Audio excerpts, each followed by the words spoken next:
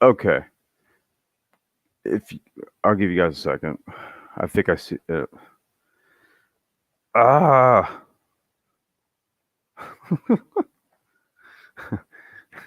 I suck at this, you guys. I really do. I'm not good at this. I'm not good at everything. I may come off as like an arrogant prick, but dude, I suck at this. Okay, so just so you know, I'm not good at everything. Yeah, you hear me now? You like it's like the guy from Verizon. Yep. Hold on, Paul. Let me drop it again. Give me a second. Um, yeah, like I was saying, you guys, I'm not the best streamer. Okay, I'm not good at this shit. So I'm getting there. Baby steps, right? Hold on there. You know what? Here, I'm gonna do this here. I'm gonna go like this, this, this. And we're gonna do that. All right. I need a whoosah moment. That just really sucked because I gave a whole lot of really good and I I hate to pop my own collar here, but a little bit of humorous commentary along with all of that, and you guys didn't hear any of it. It's a shame. All right, so hold on. Oh, this is my yes, your keyboard right there. All right, it's close. Thank you, babe. All right, so yep. See, that's it's just go ahead. Just bear with me here. All right, so here's what I'm gonna do. I'm gonna go ahead and just read through the article quickly. Um, uh, oh wait, you know what? Let me do that. Let me do this for those of you who want to.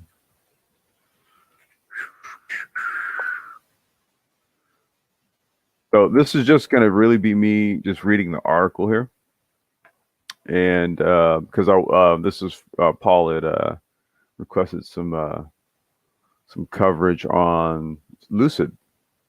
So let's scroll back up. And let's do this again. Construction completed on Lucid's Arizona electric vehicle plant, manufacturing to begin in spring. Lucid Motors has completed its Casa Grande factory and is commissioning equipment to begin manufacturing tens of thousands of electric vehicles starting in Arizona this spring, the company announced Tuesday.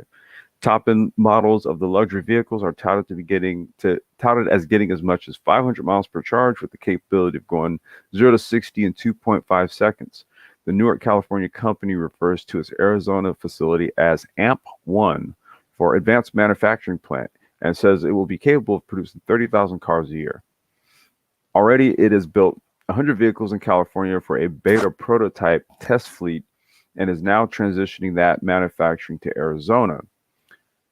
Like I said, I was saying earlier when you guys totally didn't hear me, I was saying that's an interesting strategy where they're based in one state, have a manufacturing plant in another state. So they're kind of doing this whole sort of spread the wealth thing. I think they have an interesting investment vehicle.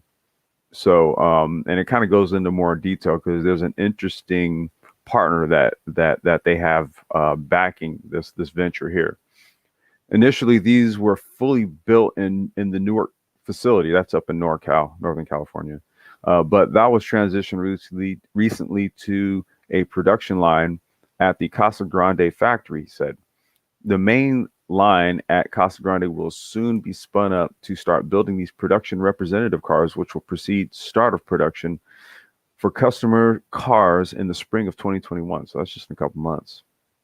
Once the facility is ready for full production, first models off the Arizona line will be the Dream edition of the cars, which retail for $162,000 after deducting the $7,500 federal tax credit for electric vehicles. So really, the car is about right at about $170,000. So they're really going for a high brand cachet angle here. Then it'll roll out the Grand Touring, which is 132,000, and the Touring, which is $88,000 additions, according to the company. In 2022, the company plans to produce a model called the Air Pure that retails for about 70,000 after federal tax credits. So that's just coming right up under 80 grand for their lowest model. Lucid takes reservations for its vehicles online at lucidmotors.com. The company does not disclose how many car orders it has received.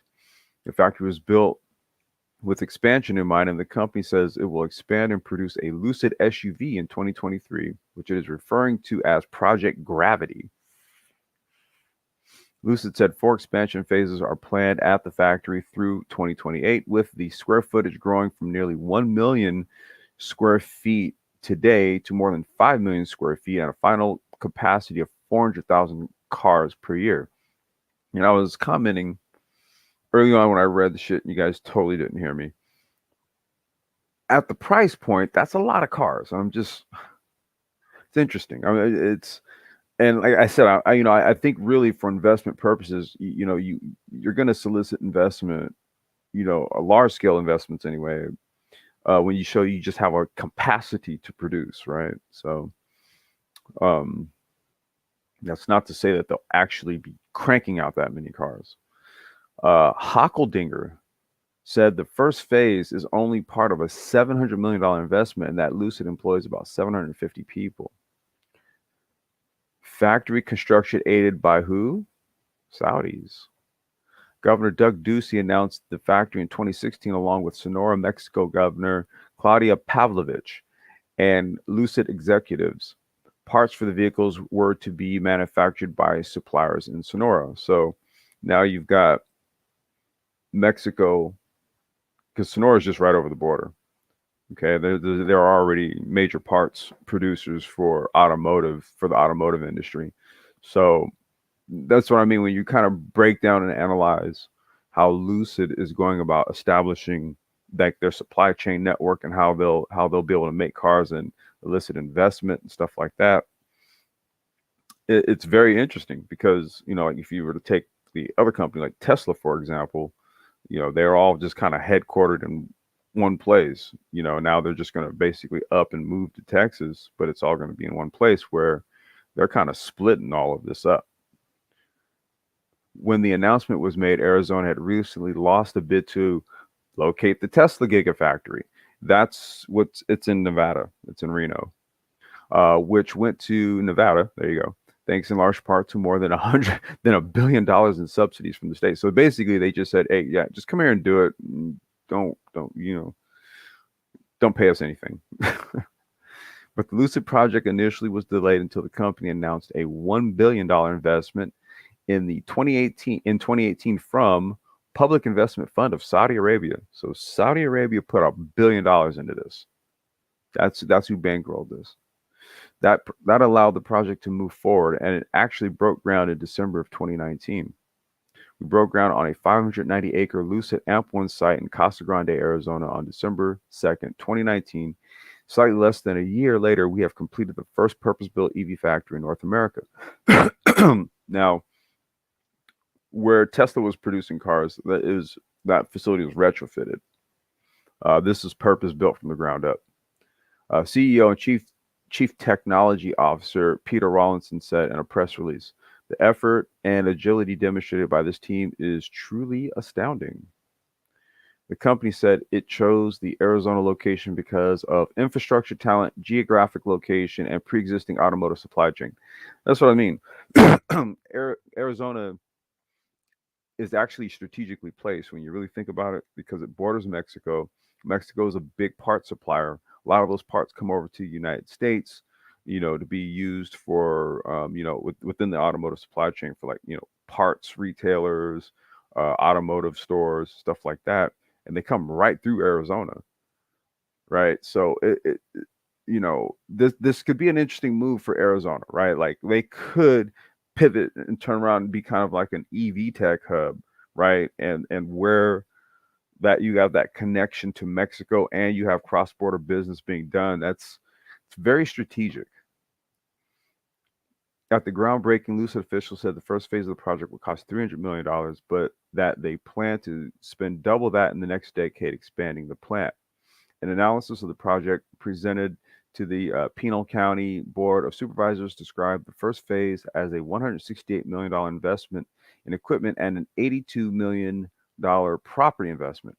Hockeldinger would only describe the total investment, not what the first phase costs. Lucid made a commitment to eventually hire more than 2,000 workers with an average wage of more than $42,000 annually, and to spend about $675 million on the full project, according to data from the Arizona Commerce Authority. The Commerce Authority offered Lucid a $5 million grant from the Competes Fund, a cash account used to help entice companies to the state. Basically, a bribe. And Lucid also applied for a $1.3 million training grant. Okay, $6.3 million bribe. The project also could qualify for nearly $44 million in tax credits. Okay, $50.5 million bribe. see how enticing that becomes? Although it has not yet applied for those, according to the Commerce Authority. Well, it's already on the table, so I'm pretty sure they'll get it. So far, Lucid has received approval for $145,000 in job training funds, according to the Commerce Authority. Arizona is incredibly proud to be home to Lucid Motors and its cutting-edge advanced manufacturing facility, which is the first of its kind in North America. Sandra Watson, President CEO of the Arizona Commerce Authority, said in a statement. She said the factory is expected to not only directly employ thousands, but should enhance the automotive supply chain in the region and boost the regional economy. Under Governor Ducey's leadership, Arizona has established a reputation as a hub for emerging technology, drawing innovators like Lucid Motors that are shaping the future of mobility. Watson said, "We congratulate the entire Lucid Motors team on this remarkable accomplishment and look forward to seeing the first cars roll off the production line in just a few short months." All right. Okay, doke. Hey, So, what's up, Complex? not much, just being a total dipshit and doing an entire. So I don't know what it was, but I was getting the it was showing me that my mic was working. So when you talk and you see the little thing move. Yeah. So it was doing that, but then I was like kind of making little quips and asking questions, and I wasn't getting anything back. And I was just like, wait, can anybody hear me? And turns out the only thing people could hear was music. And I was like, okay, well, that sucked. So we're doing this again. Gotcha. There you go. Hey, welcome, Paul. Thank you, man. I really appreciate it. Thank you for having me in. First time caller, long time listener, one of those types of deals. Oh, And man. yeah, man, I've been listening to you cats for a while. But when I saw the topic of the show, I was like, I got to chop it up with these cats on this stuff because I know a great deal about it, not because, I'm like a smart guy, nothing. I just got money on the table. Right. And I've made a great deal of money off of Tesla because just I'm assuming story short. you just bought in early on the stock. Yeah, so because I'm assuming I was looking at their profile the other day, and I was like, if you would have bought the stock, say I want to say like a year and a half ago, you could have got it around $40. $40. Yeah, so here's the deal: is that different investors on the timeline like get different amount of respect, right? But so there's actually a term that Tesla investors, I don't know if they invented it, but I know they use it. And it's the first time I ever heard it. It's called FUD, F-U-D, fear, uncertainty, and doubt. Yeah, I've heard Elon refer to that. Word. So I'm an early investor because when he started putting rockets into space cheaper than NASA, I was like, oh no, man, this cat. I mean, it's a rocket in space. Come on. So I Googled him, and at the time, he was taking Tesla public, going through a divorce, and there was nothing but a bunch of. I'm sorry, I'm getting ready to finish this real quickly, but there was nothing but a bunch of hate on this cat, like just hating, talking about his marriage, talking about his family, and I'm like, wow, that's really foul. And the dude is like Iron Man, right? Like, so I'm melanated, so I immediately suspected that there was something going on. Now, right? now do you? And I'm sorry, go ahead. No, I was going to quickly ask, do you think, because I follow the market pretty, not super duper close, but have a general idea of it. I started looking at Tesla when it was probably around 400 and couldn't quite pull the trigger, back then, and kind of, kicking myself a little bit then. But the knock on it, at least, was always that when you look at how many, it wasn't profitable, I think, until a couple quarters ago. And people talked about the number of, so that was the main doubt that I heard from that side. And I didn't hear as much about, I didn't go as far deep into like people talking about him and his family and stuff like that. Oh my God. So let me tell you, y'all gonna get sick of me, right? Because no, that is 1000% legitimate concern. 3 consecutive quarters of profitability for Tesla, right? But I'm kind of a nerd and I read a lot. So when I found out that the dude that started PayPal, that started some other thing, was putting rockets into space and saying that he's building electric cars, I'm like, you know what? I don't care how foul he did his wife. There's something going on there. And his model isn't complicated. The model is actually simple. They did it with SpaceX. They're doing it with Tesla. They're getting ready to do it with the satellite internet. What you do is he took his $100 million, entered into a market that had very high barriers to entry. Can't anybody start a spaceship manufacturing company? And then he undercuts all of the fat, bloated players in there. Now, it's indisputable that that's what's happened with PayPal. It's indisputable that that's what happened with SpaceX. It's nothing but FUD trying to keep people just from discovering. That is what will happen with Tesla.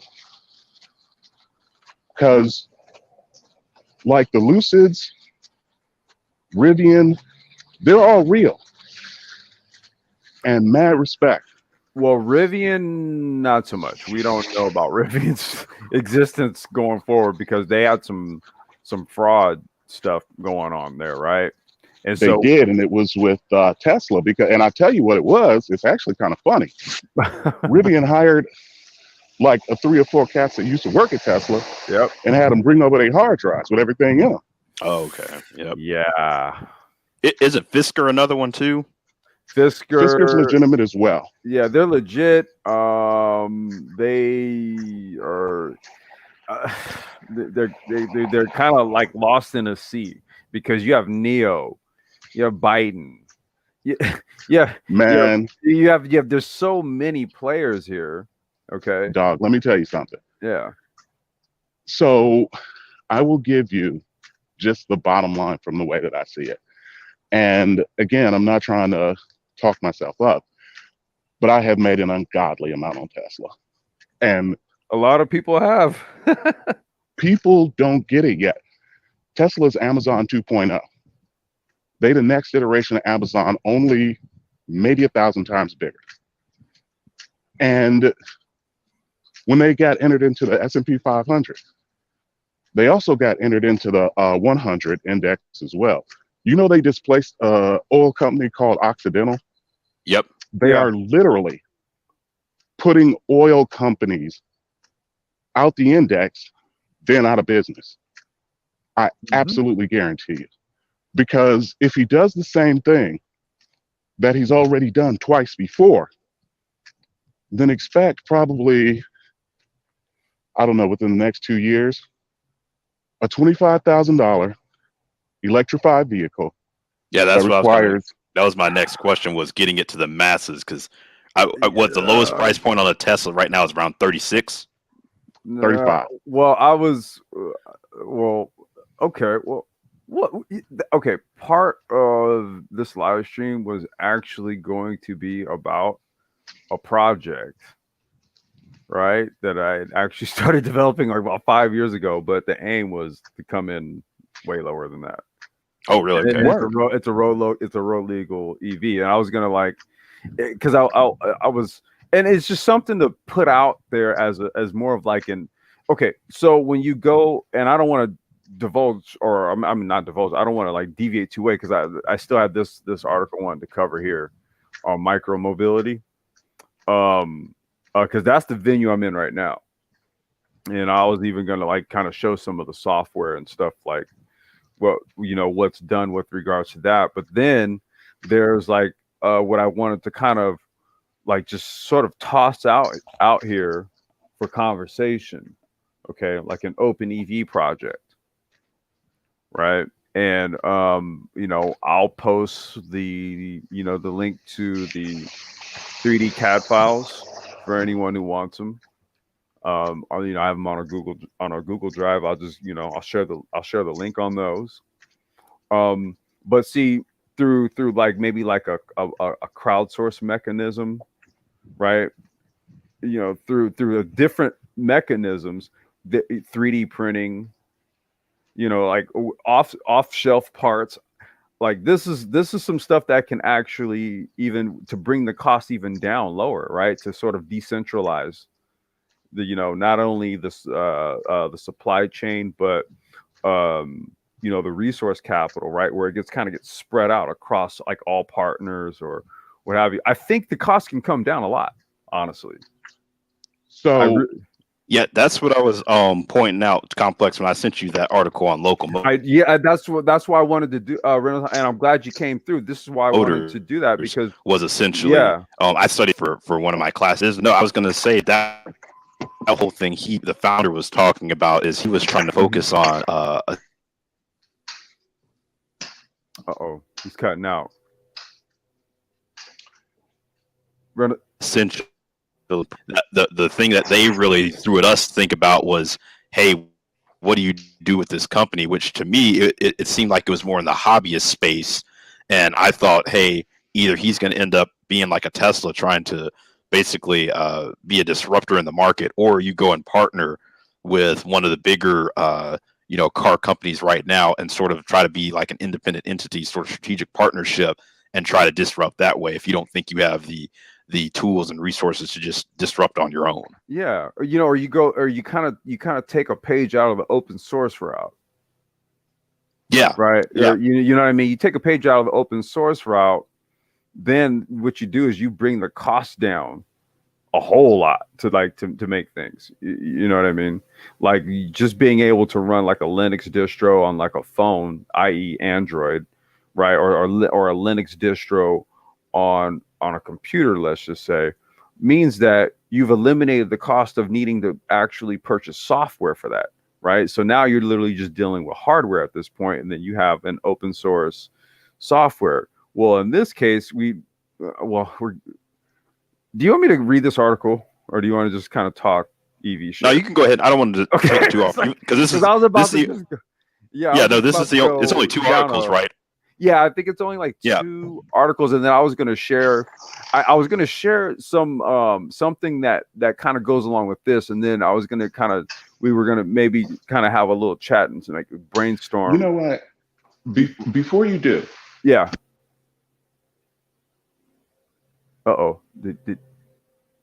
Is that me, or did he? No, I can hear you. Are you still there, Paul? Okay, yeah, he dropped out. Good God, man! What? All right, can you hear me now? Yeah, okay, there you go. No, and I'm not saying good God like to you. It was just sort of like I screwed up on the first one, and then we kind of have audio issues. So We can. I think I could hear you though. Go ahead. Okay, I get you. Believe me, I get you, man. Yeah, go ahead. I'm mobile to the Wi-Fi right now, and I'm trying not to F up the game either. But No, so you go. real You good, quick, man. You're good. You're good. all right. So real quick, no, I am an IT professional. I have been for 20 years. Linux has been running the internet the entire time, right? Mm-hmm. Open source, it's actually the new paradigm, in my opinion, right? Mm-hmm. So 100% I agree in that respect. But I do have to tell you that I'm deep into the EV play vis-a-vis like electrification, because like, you know, TVs, then smaller screens, like that's iterative, but energy is everything. Yep. And so will there be a market for that? Absolutely, yes. Mm-hmm. But in my opinion, it's going to be a hobbyist market, and I'll tell you why. Model S, first one introduced, 2014, $85,000. Mm-hmm. Next version, 2016, $75,000. Mm-hmm. Next version. Uh-oh. Did he cut out again? Yeah. Shit. Man. Yeah. Okay, hold on. There you go. Now? Yep. There you go. Oh, so I know what it is. I know what's happening. Okay. I think he was going in a direction of sort of walking down the different price points that Tesla has gone through. Yeah, I mean, and no, that's the thing. It's kind of like, see, I'm digging up a detail. Let me see here. Let me pull it up and let me see if it's something I can share, man. The other thing, because the thing is, I did a shit ton of research on this stuff, right? So everything that he's saying, that's how I was able to deduce down how to build an affordable electric car. Right, because it's really just about like how much of the manufacturing you can house in-house and then scale in-house, right? Because the components are so minimal. That's the whole point. It doesn't really take much to build like literally. I want to show you guys like the blueprints. I'm gonna literally pull up FreeCAD and I'm gonna share my screen. I'm gonna show you how simple it is. When you look at how simple it is, you can really start to see just why an electric car is extremely profitable if you have controls over like components and the producing what houses the energy. Basically, vertical integration. Vertical integration. That's why Tesla's model is gigafactory. Okay. Another way to do it though would be to spread it out, decentralize it. That would be another way. And so that was what my model was. My model was to decentralize it, like all the way down to how to set up the supply chain and how to have like what I would call a network of installers, right? So to be able to do this in such a way where you could like initially like literally roll this out 50 state would be to use the kit car legalization, the kit car basically business model. Okay, that's how you would do it. So that was it. Using that, that's how you create. You use that as the basis, then you create like a decentralized, business platform. Okay, and then on top of that, you're gonna use fulfillment logistics, something like Amazon, right? So you can get parts dispatched right within 24 to 48 hours for like things like repairs, installs, upgrades, stuff like that. Okay, dude, this was what I had proposed back to the CEO of Open Motors back in like 2015, and like that's why I was like I'm debating whether I should pull this document up, man. You can see kind of what it was that we started business planning on. But in a nutshell, I just gave it to you. Yeah, and I was going to add too. I think the other thing that will be interesting. I don't know if this can maybe be done from a financing vehicle or somehow. I was talking to a friend and he was just mentioning that one thing with Tesla is it's a little expensive, but you have to take into account that hey, you're not going to be buying gas, you're not going to have to get oil changes, things like that. those are things that add up on the over time. If you could find a way to shift some of those costs to the front to bring the cost even further down to the consumer, just because people are like, most people don't think like that in that sense of hey, I'm going to pay less over time. They think more of, okay, it costs X, Y, and Z.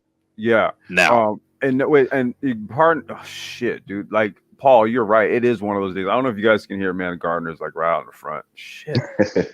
All right. So I made it back on. Oh snap! Well, I can still hear you, Paul. Okay. Yeah. No, did you want to keep going with, you were kind of walking down the Tesla price points? Yeah. So basically, I'm about to tell you two things you ain't gonna believe, but I can almost guarantee you, from my point of view or from my opinion, that they are true. Yes, $25,000 Tesla within the next 2 years. Within the next 5 years, $18,000 Tesla. Within the next 10, $14,000 Tesla. And now, just out of curiosity, what are you? What is your? What are you seeing the major cost takeout that's driving that? Is it just learning curve and production? So yes, both. Number one is the production. Everybody knows what Moore's law is, right? Like the doubling in transistors every 2 years or something like that. Yep. That is based on a higher business model called Wright's law. Wright's law states that for every doubling in production, price decreases by 20%. 20%. Yep.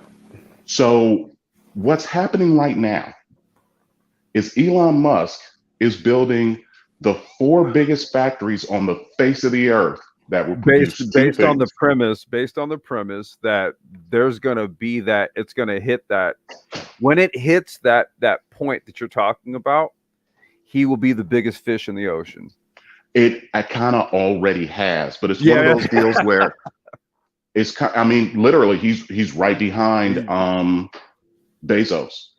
Well, now, and his wealth is based on the valuation of the company that he owns a major majority in. Well, right? Apple just tossed their hat into the fray. I was wondering if Bezos is going to follow him, because he's got Blue Origin already. Dude, Bezos already has. I was going to say, he already has. But the thing about, I'm skeptical about the Apple announcement, because I think that the Apple announcement is a cover story for the slave revolt that happened in India. So I'll do you one better. Okay, go ahead. Elon Musk posted on Twitter himself. It ain't a rumor. He said it. He offered to sell Tesla to Apple. Okay. And he wouldn't take his call. So, Paul, if you have been listening to the Black Brain Trust, salute to Mike V in the chat. It was myself, Mike V, Dollar Will, Lionel. We were clamoring back in 2018 that Apple needed to buy Tesla. Yeah, let me tell you something. Anybody who's been listening to the Brain Trust knows we were saying that shit going on 3 years ago. Now when goes the issue though? Now, Paul, when did he try to call and offer them? This was recently, or this was several years back? No, he just recently said that some time back when we were saying that Apple should have bought them, he was saying that they could have bought Tesla cheap. Look, they're both right up in NorCal, bro. Yeah, I'm surprised Musk would want to sell his company though. He seems like he didn't. He was just trying to get get funding. I was going to say that's what he was trying to do. You remember, like, look, it's just like you said, Paul. When you think back with what Elon has done at times to really disrupt the goddamn market. Remember he did that whole suggestion that if the stock price reached $300, he would consider selling the company, and then the SEC kind of came. Like the kind of shit that he's done. Right, in the past, right, to really kind of make sure that he's keeping that sort of uncertainty vibe going on in that market, which allows him to be able to really push the envelope, let's just say. Okay, so he's been doing this for quite some time, but I gotta tell you, I think he's not bullshitting. Oh no, he's 100%. I think he honestly, this one, I think he's 100% right. We were saying that it was right. I mean, goddamn, if Mike V is in the chat, dude, like put a 1 in it to co-sign this one, because we were all saying Apple needed to buy Tesla, because we were looking at Apple as being extremely stale as a company. They hadn't been innovating. Thank you. They weren't Thank bringing anything new to the market. And honestly, back in like 2005, 2006, 2007, Jobs was already hinting at a goddamn car. When Tim Cook came in, man, look, he went in as the bean counter, okay? And all he did was they just wrote the Apple cachet, okay? But this is why I honestly believe that because of that shit that happened in India, they rolled that shit out. Yeah, so, I was going to say, from the standpoint of Apple, I'm sure from at least when they were public, I'm sure from a business standpoint, the pushback on them buying Tesla from their perspective, I'm sure was it's such a market you don't have any sort of foothold in, that you're sort of getting away from your core competency. So I'm assuming that was the rationale behind them not doing it. No, Jobs knew that the future of Apple hedged on a damn car, because he knew where all this shit was going, bro. Oh, no, I'm not saying Jobs didn't. I'm saying from a business perspective and investors, some of them would have rolled with it, but I'm sure that's where some of the pushback would have came was, hey, you're a computer company now going into manufacturing of cars. That's traditionally how business people. But dude, Sony already has a prototype. So Sony already has a car. So I gotta say that I agree. Companies will do anything that makes money, and if you've made enough money, then you can override any doubtful investor. Dude, right? throw a prototype in front of their face and then see what they say. But the problem with that is this: building on the point about them literally quadrupling the number of batteries that's manufactured in a year on the planet Earth. Mm-hmm. The price is going to go near parity to sand. Yeah. And the price of the batteries is the majority of the price of the car. Thank you. Well, you know what? That, and I think a lot of the like the software aspects of it. Oh my God! Tesla is extreme. Look, it's the reason why Rich Rebuilds had to completely retool his damn YouTube channel. They're like, you know what, dude? You may F around and reveal some shit. Well, you already have, bro. That's why we have to put the kibosh on this. I do it for a living, and the best AI algorithms in the world exist at Google and Tesla. There you go. The best in the world. So, like, if Honda tomorrow took every dime that they had and went to build an electric car, or GM or anybody, yeah, I mean, that's great and that's wonderful. So first you got to retool every single factory you have. Then you have to fire every engineer that you have that works on traditionally aspirated gasoline vehicles. Yep. And you have to hire a completely different workforce that works on electric motors.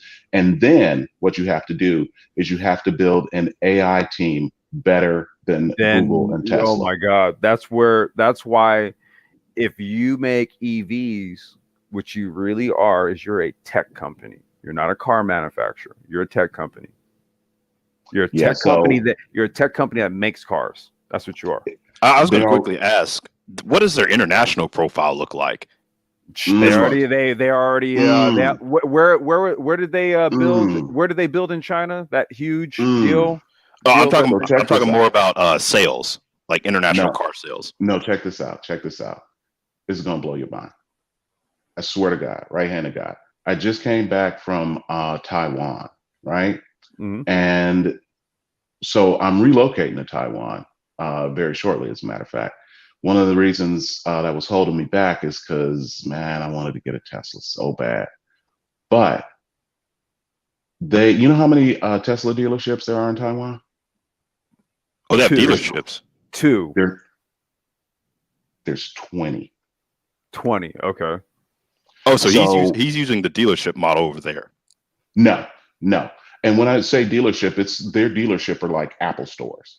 You mean like the stuff you'll see in the mall or something like that. Okay. Look, exactly. See, that's the reason why they have a problem selling cars in the United States, because when you go to do when you go to sell cars in the United States, the state has a whole like set of statutes, right?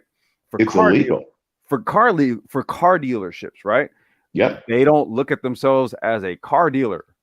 It's a dealership network. And so what people do if they live in the States where going online and purchasing a Tesla is technically illegal, Mm-hmm.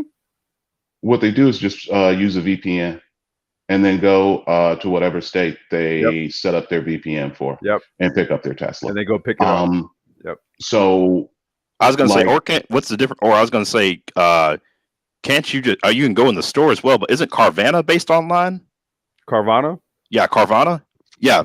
Yeah, but see, what you'd have to do is what he said. Because okay, if you like, let's just say, if you were to, well, actually, I think on Carvana you can, because they have state licenses. It's a third. Yeah, I was gonna say, and it's a third party purchase. So that's what you can do is you can purchase third party, but it's used. If you want like a brand new Tesla, okay, I got you. Like let's just say, for example, you want the new Model Y or the Model 3 or something like that. Okay, you have to do what he just said if you want a brand new one. Oh, really? So check this out. On 2025, on the hit list of the companies and the industries that they've displaced and put out of business will be GM, Ford, a couple of the Asian car manufacturers, a whole bunch of the Chinese EV manufacturers. Well, the Chinese, they're a dime a dozen, so it's only going to be. I was going to say it's only going to be the prime ones that went out. Exactly right. Yeah. And then after that, so here go a couple of curveballs, but I can almost guarantee you they're going to happen. The first curveball is that once full self-driving gets to he's going through what's called the March of Nines right now, right? Right. So once we get to level 5, basically. Word. So not only level 5, but what he has said out of his own mouth a whole bunch of times. And if you want to see how good they are, just go on YouTube and do FSD, and you can watch people driving around in full self-driving. It's the March of Nines. He's trying to get to 9 nines. And he's working on what they call edge cases. He's trying to get it so that driving around in a Tesla automatically isn't 10 times safer than driving yourself. He's trying to get it so that it's 100 times safer. Like where it's literally using, I think that's where engineering cannabis talks about like neural networks, right? For like predictive analytics. Yeah. I mean, this is how. Yeah. These cats are so cold. Let me tell you, man, like I'm old school Chicago cat, man. These cats are cold. Listen, he got the entire automotive industry surrounded. He getting ready to kill them all. So there's not enough processing power that exists in the world currently to train up the AI the way that he wants to train it up, because most I won't bore you with the fact. But anyway, I'm assuming I'm assuming he's also going to need to develop edge computing technology. So check it out. Already has. I was going to say what you need is you're going to need the 5G infrastructure, and then you're going to need more of the cars to build more of the neural. Well, it's like what you were talking about. It's a curve, right? So right now, every single Tesla, whenever you disengage autopilot, it doesn't do it all the time. But whenever autopilot is disengaged for any reason, it sends a report back to Tesla on why. Yep. Every single one that's driving right now. Or I was going to say, could he also go about this with, if you have, granted, I'm sure that you may run into some privacy issues, but when you have enough Teslas on the road, they're able to communicate either, amongst each other, as well as I'm assuming that's going to be the basis of having a really safe car. The whole neural network technology that he was just referencing, like in terms of how the build out on all this is going to work. Because essentially you just need to share the data, and if everyone has access to the data, so it's actually deeper than that. Like I tell you, these cats they're going to win, because number one, back in, so there was this Israeli company called Neural Eye or something, I forget. But anyway, they Let me do this, because I have this article that's just sitting. mhm. I mean, like I said, You want to go ahead and read it? I don't know if you guys are interested in hearing it or. Yeah, Like, you can go ahead and finish it since it's on the docket. Yeah, because there's a docket, and I didn't want to get too deep in just really kind of like Tesla. Word. Because it's interesting conversation nonetheless.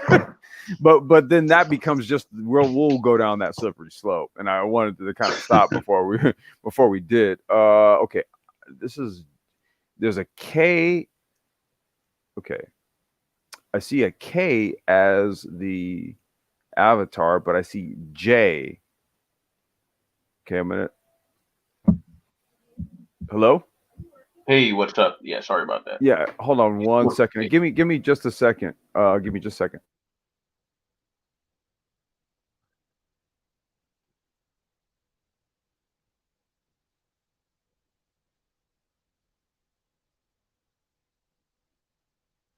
Hey, Paul, I quickly want to ask you while Complex stepped away, it looks like.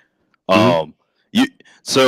As far as you were saying that they had dealerships around the world, and you Gotcha. thought they were going to put the big automakers out of business, which I think is fair.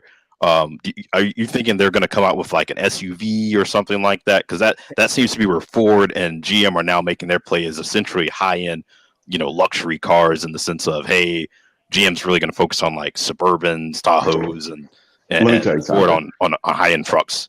Hey guys, The give me just a second. I'm gonna step away I gotta just take care of something for just a second. Hey Mike, what's going on, G? I'm gonna be right back. Yeah. Hey, peace of the chat, man. Hey, what's up, Mike? Yeah, go ahead, Paul.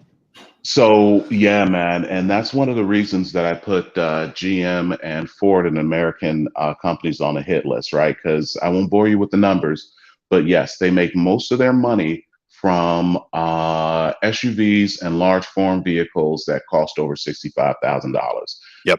Will Tesla come out with one? They already have. It's called a Cybertruck. Yep, Right? seen that. And it's very polarizing, and a lot of people see it and go, that thing look crazy. It look, it's ugly. But so here's the difference between the Cybertruck and this that will cost you $45,000 if you get the low end one, or I don't want to use bad language, or some Ford that'll cost you $75,000. Yep. So the first difference is that the Cybertruck is blocky and looks the way that it looks because Elon Musk also owns SpaceX. Yep. And the steel that is used to build the Cybertruck will be the same steel that he makes rockets out of. So cost play, keeping costs down. Number one. Number two, you cannot cut it. You can cut it, but it takes a lot of time and money to cut it. So instead of cutting it, they're going to score it and bend it. So that truck will have an exoskeleton. That's why it looks blocky like that. And that also means that it's darn near indestructible. You can't put paint on it. Paint won't stick to it. The steel is too hard. It will cost $45,000, and the specs 0 to 60, so it's bigger, 2.5, 3 seconds, something like that. 1.5. You can put more batteries in it because it's bigger. So 0 to 60, like 1.5 seconds. Yeah. Towing, torque, everything, insane. So Elon Musk calls it. So you don't think the government is even going to have to basically ban gas vehicles? You think electric vehicles are just going to beat them naturally if there's a relatively open marketplace? Listen, cost for cost basis, you will have a decision in about 2 years as a consumer once Tesla hits the $25,000 mark, which they guaranteed will, because they're about to start making 4 to 6 times as many batteries as are made on the entire earth with the factories that they themselves built. So you will have a choice: a $25,000 EV that requires no maintenance, no gas, or a $30,000 normally aspirated vehicle that will have higher insurance because it won't have a full self-driving option. That's another product that Tesla's already released, is their own insurance. And their insurance is half normal insurance because they have full data on your driving. Okay. Yeah, the insurance. So, Go ahead, Mike.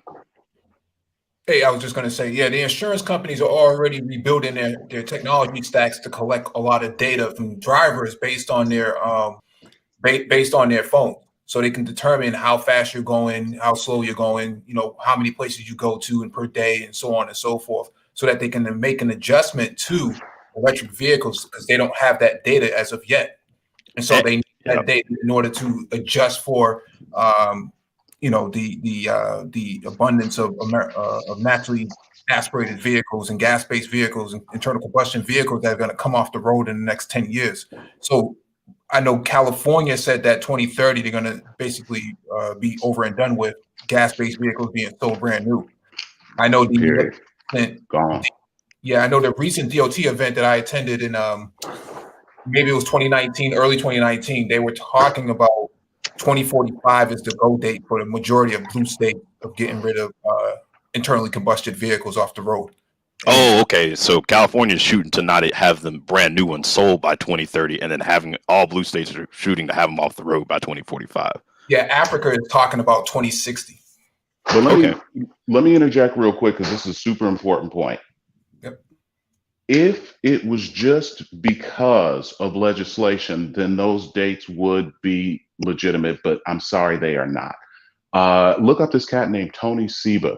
He's got this presentation that he does about the transition from animals to automated vehicles.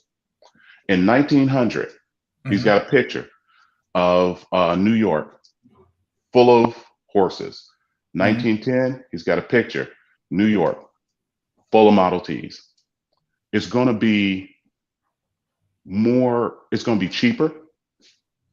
And what's going to really make the really big change is when Amazon and Walmart starts buying fleets of electric vehicles. And I was going to say, over. I was going to say another market I think that's going to also come out of this is going to be conversion kits too.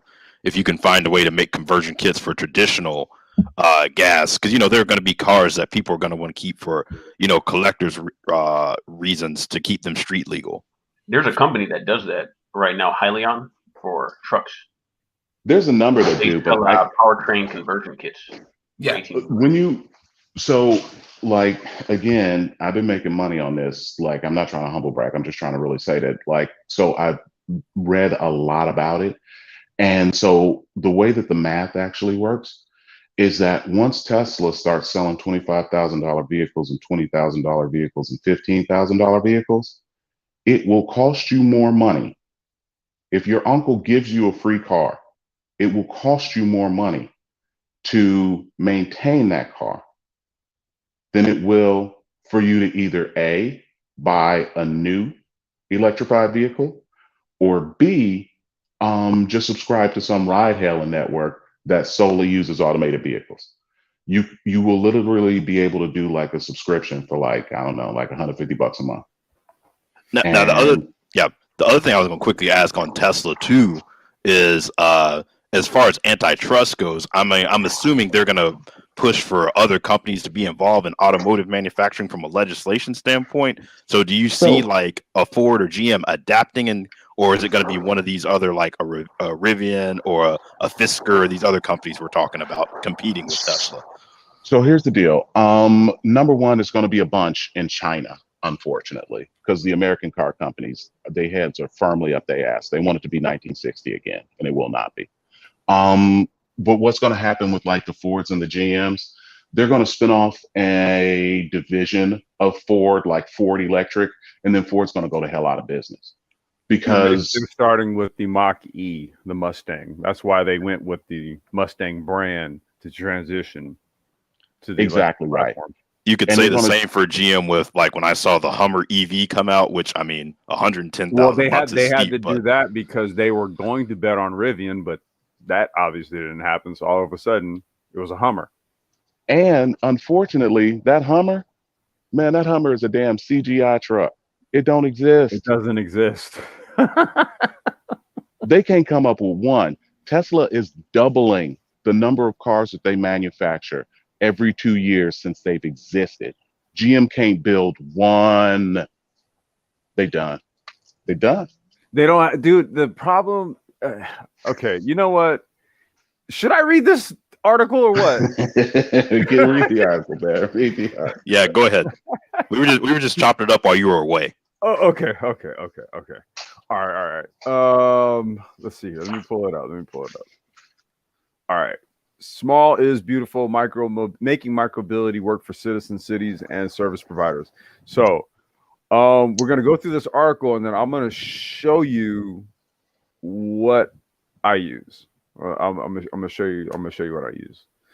All right. E-scooters and dockless bicycles appeared in cities, bike lanes suddenly and in great numbers, showing a real demand for single occupant vehicles and creating challenges for both providers and government agencies. In his essay, and I'm not going to read, this is a pretty long read, but I do kind of just want to get to this part right here, basically. In his 1973 essay collection, Small is Beautiful, economist E.F. Schumacher challenged economic orthodoxy, positing that today we suffer from an almost universal idolatry of gigantism. It is therefore necessary to insist on the virtues of smallness where this applies. 4.5 decades later, a fast-growing set of services are challenging gigantism in transportation in the form of personal, often single-occupant cars, and championing the virtues of smallness. Electric scooters, docked and dockless shared bikes, and other vehicle types are shrinking the physical footprint needed to move people over relatively short distances.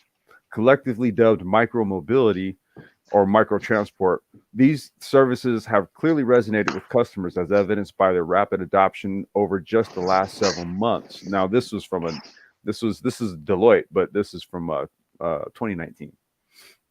They have the potential to be better to better connect people with public transit, reduce reliance on private cars, and make the most existing space by right-sizing the vehicle while all reducing greenhouse gas emissions. Yet, like any new entrance into a well-established system, many of these services have faced resistance, backlash, and growing pains, as seen most visibly in the sometimes rocky relationship between city governments and e-scooter providers. I worked for the biggest one for 2 years, so I can tell you all about it. In the article, we explore the evolution of the micromobility market and offer a glimpse into where it may be going. I don't know, maybe I might read the whole thing. Let's see. And we suggest practices for micromobility providers and government agencies eager to find a productive path forward. And this is where I really just kind of have a lot of like my own thoughts on that shit, working for the animal that flies in the sky. Multiple criteria can be applied to define micromobility: weight less than 500 kilograms, passenger or payload capacity, powertrain, human powered or electric, maximum speeds or ranges, and others.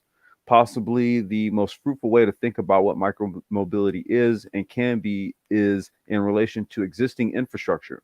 Micromobility constitutes forms of transportation that can occupy space alongside bicycles. That can mean dedicated bike lanes along with roadside areas that are the de facto or de jure areas where bicyclists travel. So, like in California example, we went through a major restructuring of our infrastructure, where basically every road essentially in LA was rebuilt with a bike lane in it. Like no matter like what street you're driving on, there's a bike lane. You know, stuff like that. Practically most markets today, micromobility means shared scooters and bikes, both human powered and those with electric motors, docked and dockless. That said, our conversations with industry leaders have made it clear that we are only scratching the surface with what is possible in terms of vehicle shape, size, and capability. We expect to see a variety of new designs emerging in the near future that stretch the definition of what might be considered micromobility. And see, that's what I'm you know, when we really started digging into all of this stuff here, I'm glad Mike's here, man, to chime in on this. Like, we really were like trying to explore, like, all the ways we could capitalize on something like this, because the barrier for this stuff in terms of like cost is super low to the point where I'm going to just show you literally what it is that I have. I have like a fleet of scooters in my garage, and I literally have the software right here on the computer. Like just like that. I can throw these things out and then have somebody, part of what my business model is like, let's just say you do DoorDash and shit. And you don't want to use your car. Well, you rent 2 of my scooters in. And you just do your runs on those. So there's a cost analysis in all this where we're talking about providing a service. Okay. And when you can also leverage the various types of delivery platforms. So this is like this is where this part patches in with your service provider apps, your DoorDashes, your Uber Eats, even Uber Connect, which is another service that Uber's rolled out, where now what you're doing is you're delivering packages from one place to another. Okay.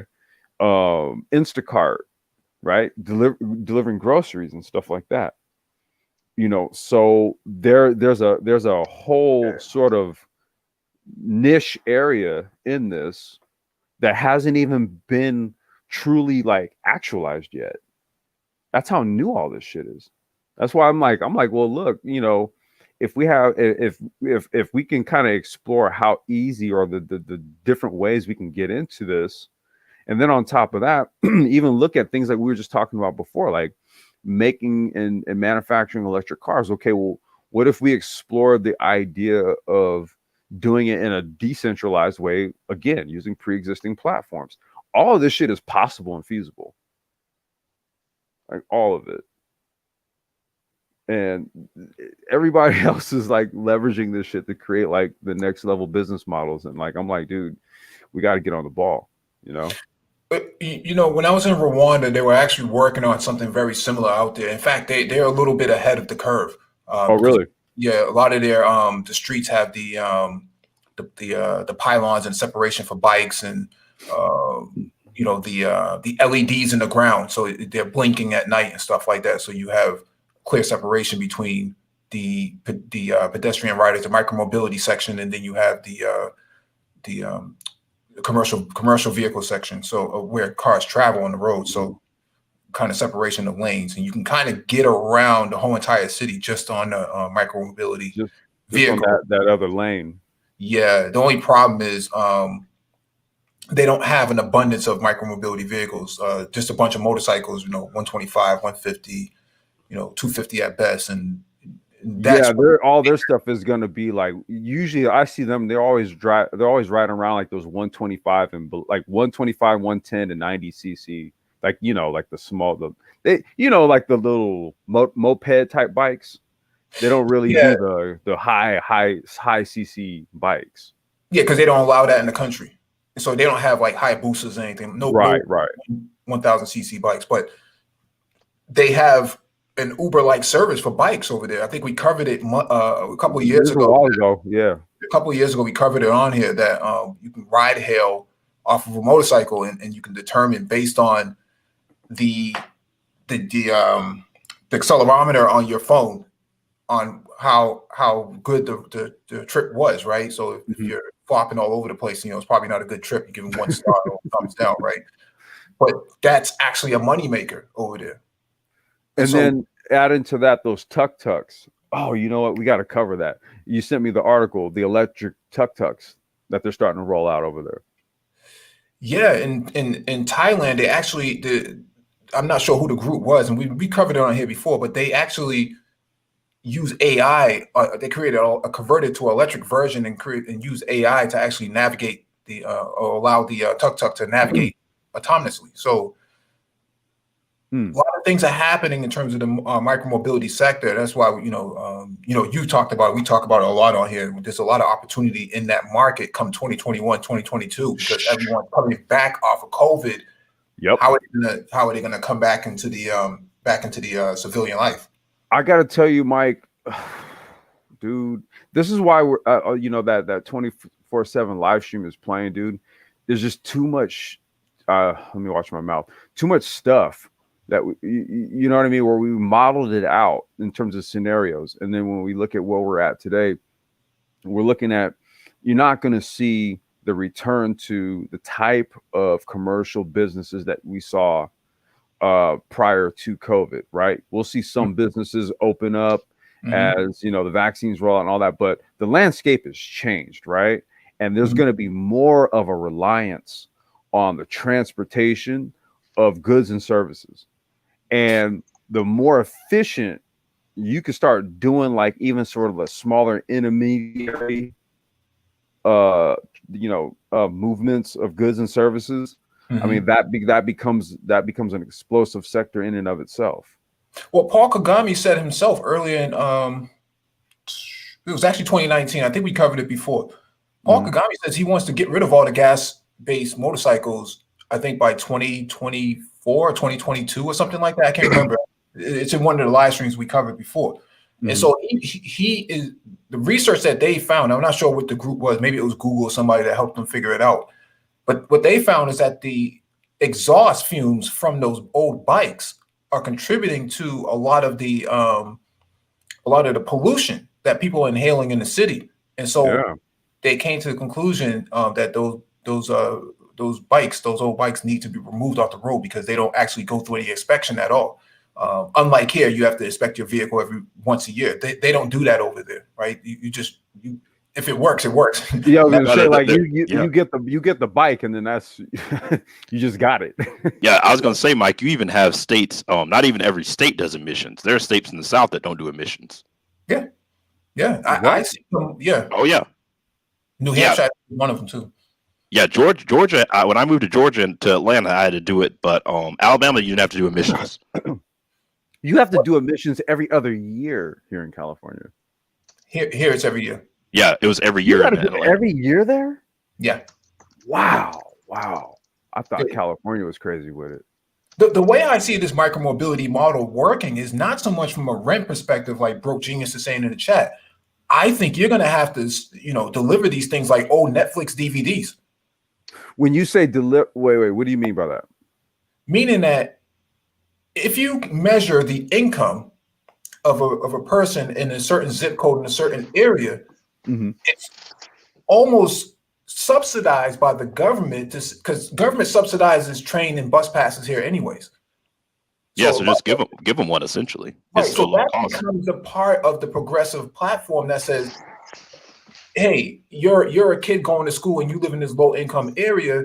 Well, what we'll do is we'll subsidize this, and because we also subsidize your lunch too, right? Because you're part of this low income, and so there's going to be a model where somebody comes by and says, K through 8, these electric scooters are going to be available for you, and or not even just. I was going to add, Mike, you could not even do it for scooter. I mean, if cars start getting down to that low, you could do that as well, because I mean that's one of the things of places like Atlanta where public transit is not as good. That's what hurts economic mobility. Is you have people who live in a poor neighborhood, they don't have a car and they have to rely on public transit, which may not be as reliable for getting to work. So it just puts them in a bind as far as where they can go take a job. But it's funny you guys say that, because that school that LeBron James opened up, each student gets a bike. Yeah, that's a part of that model, because here they have. Quick, y'all. Yes, sir. I'm sorry, but I live in Atlanta, and there is a model that's close to it. I would suggest that you investigate. It's called Bird, and what they do is they're wait. Who? Bird, like BIRD. Exactly. You mean the animal that flies in the sky? Exactly. So, Mike, should I say? I figured as much. You don't have to. But so here's what I'm saying. But that is a one-time usage rental service, and it's secured with cards. I think that the model is close enough so that you could actually build what you're saying, not like it, but use the problems that they have to serve that market. You see what I'm saying? Well, that's kind of where, okay, so that's where we started doing all of this We'd have to go back. I think the first live stream we did on this, Mike, was like December 2017. Yeah. Okay, because I actually dug through the catalog, and we did like a presentation on just basically what this all is, and I actually like put together like a little PowerPoint. Okay, and we were just scratching the surface at the time, but that was December 2017. Okay, and that was when I had started working for them, and then I moved to where I'm at now, because then I took on the project of rolling it out and doing IoT testing for them.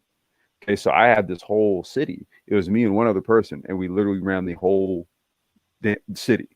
Okay, and from there, I learned every intricate detail about this, and then that's where we started doing more of the follow-up live streams with regards to micro transport, and then we were really starting to get into the meat of this. Okay, go ahead. No, you got it, Mike. Go ahead.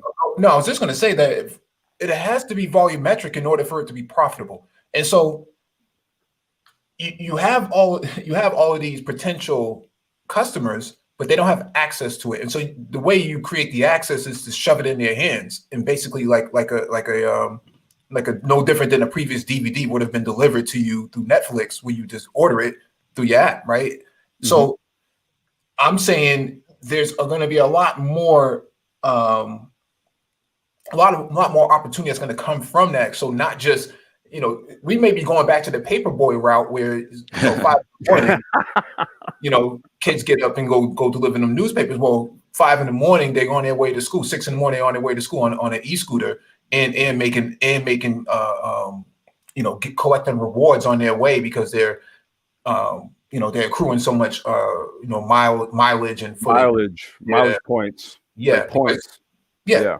The batteries, the further we get in the advancement of it, the batteries get better, so the mileage gets better. So before, I don't know what is a Xiaomi E-series the 365. Yeah, you said what's the mileage on them? Yeah, about 10 to 12 miles on sport mode, 18 to 20 eco mode. And there you go. Yeah, I was going to quickly say, Paul, Sheed, who's in Atlanta too, in the chat, he said Bird was in other states as well too. So they're all over, dude. Yeah, we covered Bird in depth, dude. They were how do you think they became a $2 billion startup? Yeah, remember that's another crazy thing about how it is nowadays as opposed to what it used to be. You used to have like a couple $1 billion worth of capital in order to start up, but now if you have a good enough idea, you can really get a service like that off the ground in a very short amount of time, man. Yeah, no, that's huge, because if you'll remember, Paul, like when Amazon was looking at coming at Atlanta, that was one of the things they were complaining about, was the public transit system was not adequate, and they were pushing to try to get MARTA out in places like Gwinnett County, and they couldn't get it passed. Oh, there's definitely a need. No question. There's a need, because I ain't gonna lie, man. Like, I live in the city, and I live a little bit outside of the city. My brother lives in the city, and they're doing a lot of gentrification down there. We're from Chicago. We didn't see this story before, but like the nice little townhome area that he lives in, man, like it's in the middle of the city, man. Like, so it's a bunch of craziness around. And so, yes, folks do need to be able to get from point to point. And right now it's out of their reach. I mean, it's a lot of cheap. What are those little cheap sports cars that they sell for nothing? It's a lot of them riding around, but folks really can't dependably move easily throughout the city. It's a mess, man. That's why we go ahead, Mike. I'm sorry. No, I'm sorry. I was just going to say there's going to be a need for bike cages or e-scooter cages, places to charge, solar panels, supply chain, logistics aspect behind it. There's a whole entire conversation that is not being had in this sector or amongst Black people of how to integrate ourselves into these vertical markets. I was going to add to Mike. I was going to say that's how you stave off gentrification, because now you've taken ownership of infrastructure, new infrastructure. If you are rolling out the micro transport solutions in the neighborhoods that are predominantly Black, okay, number one, you've taken ownership of transportation routes, right? So that means that you can with these little tiny little scooter vehicles or electric bikes and stuff I was like gonna say that. electric bikes are getting big too. Yeah, I was gonna say like these aren't big vehicles, right? And they don't really take much again to secure them. Like Mike was just saying, you know, you strategically placing a network of cages that can literally be locked. I'm going to show you the technology that you could use to activate the stuff with a smartphone. I was gonna say, don't they have the scooters now that automatically you can't unlock them unless you have a code or something? Well, no, it's dude, it's literally, I'm going to show you. It's the software that, yeah. So there's a software on the phone that you use, right? It's no different than like if you go on to Apple Store or the Play Store, download the Bird app, and then you set up your account, and then there's going to be a QR code reader, or there's going to be like a text code field where you're going to put in either the text code of the scooter, or you're going to scan it with the QR code, and then what it's going to do is it's going to connect to that scooter right there, and then you say, okay, I'm going to start my trip, and then that's what unlocks it. I have the same software, does the same thing, and you could do it to where either you're unlocking the scooter itself or you're unlocking the cage, right? You're unlocking the cage to get the scooter. You can set the software up to do either or, but these things aren't difficult to roll out. Like people, you may not have to use an app. You may just be able to use a mood ring from Apple or something like that, or your smartwatch, and it knows in proximity that you're coming to that device. Yeah, if it's doing the if the app supports the proximity stuff, then there you have it there too. I mean, and that's really just a matter of integrating functions into the software. The software that I'm going to show you guys, look, we can go crypto with it. Right. So in addition to how what you're using to pay for it, you have an option. You could pay with a crypto, for example. So there's a vertical scalability model in this where it's going to support all of the other functions that are going to be coming online in terms of like payment options and things like using mood rings and which I'm calling Apple Watches. Connected watches and stuff like that, so this is kind of where it's sort of like, okay, we don't really see a whole bunch of service providers or people doing this stuff, but we know that this will be something that will be a part of like the near future. So we may as well model it out now and get involved. I was going to say you could throw hoverboards into that conversation as well. Well, actually there was I dropped the link in here. I won't read it. It's a long read, man. But what we've been talking about basically is what all of this is talking about right here. Okay. And what this does though, is that it actually references a whole bunch of studies. Okay. So that's why I wanted to drop this. This is from Deloitte. So all these key points here, they reference all of the various studies as it relates to what we've talking about here. And just the one main thing I wanted to point out, most US car-based trips are short. Okay. So in terms of percentages, the percentages of trips, and look, here's how Bird figured it out. At the end of the day, if you're in LA, typically you're not going any more than about 2, 3, 4, 5 miles at the most. Okay.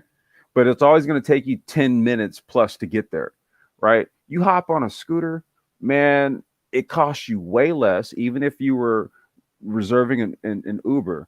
Like you could go a 2, 3, 4, 5 mile trip and only pay Bird like $2.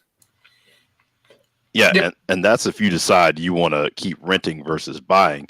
And I was going to add too, I know this is a model that a guy is trying to expand on the East Coast as far as basically travel. He's looking at like basically trains, trying to revive that market of, hey, let me find those places where people don't want to drive from city to city. That's 2-3 hours, but people don't want to fly either. So you may have it integrated where if you have something like scooters that can get you around short trips, have enough infrastructure where trains or light rail, things like that become popular, you can then have that for your medium-sized trips, and obviously planes, hypersonic travel for your cross-country type of deal.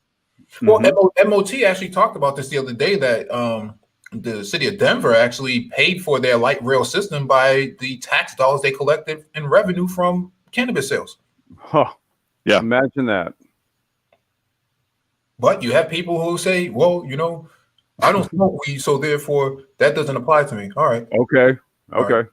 Mm-hmm. Okay. Yeah, and their train system, light rail goes out pretty far too. Because I mean, I was out there, I think it's last year, out in like, you know, not even in Denver, heart of Denver city, and I was like, oh, the transit goes out this far. It's kind of the same thing when I moved to DC. Like I said, I was used to Atlanta's idea of public transit, where pretty much it was within the city center you could only get it, and then it didn't really go out to the, you know, suburban areas. So, can you guys see this here? We can see it. All right. So this is actually this is what you would actually see like on the back end of, say, like a Bird app, or not the actual app, but this is the actual fleet management software right here, right? So this is like when at the offices, okay, this is what was being utilized to do fleet management. There's two other apps that are involved in all of this. One is on the phone. That's what you're using to, you know, use the scooter itself. And then there is a mechanic app, right? So that's when I have like a fleet coordinator, or, a mechanic who goes out, you know, and does the diagnostic on the scooter, because the software actually everything's patched in, and it'll let me know what's going on with it. Mechanic goes out, fixes it, does all the verification on it, test it, boom, and then we release it back into the field. Now, when I was demoing this, I have one. So this is the one that's actually in my garage, but I'll just show you like what this stuff entails, man. So you have like your Trip Explorer.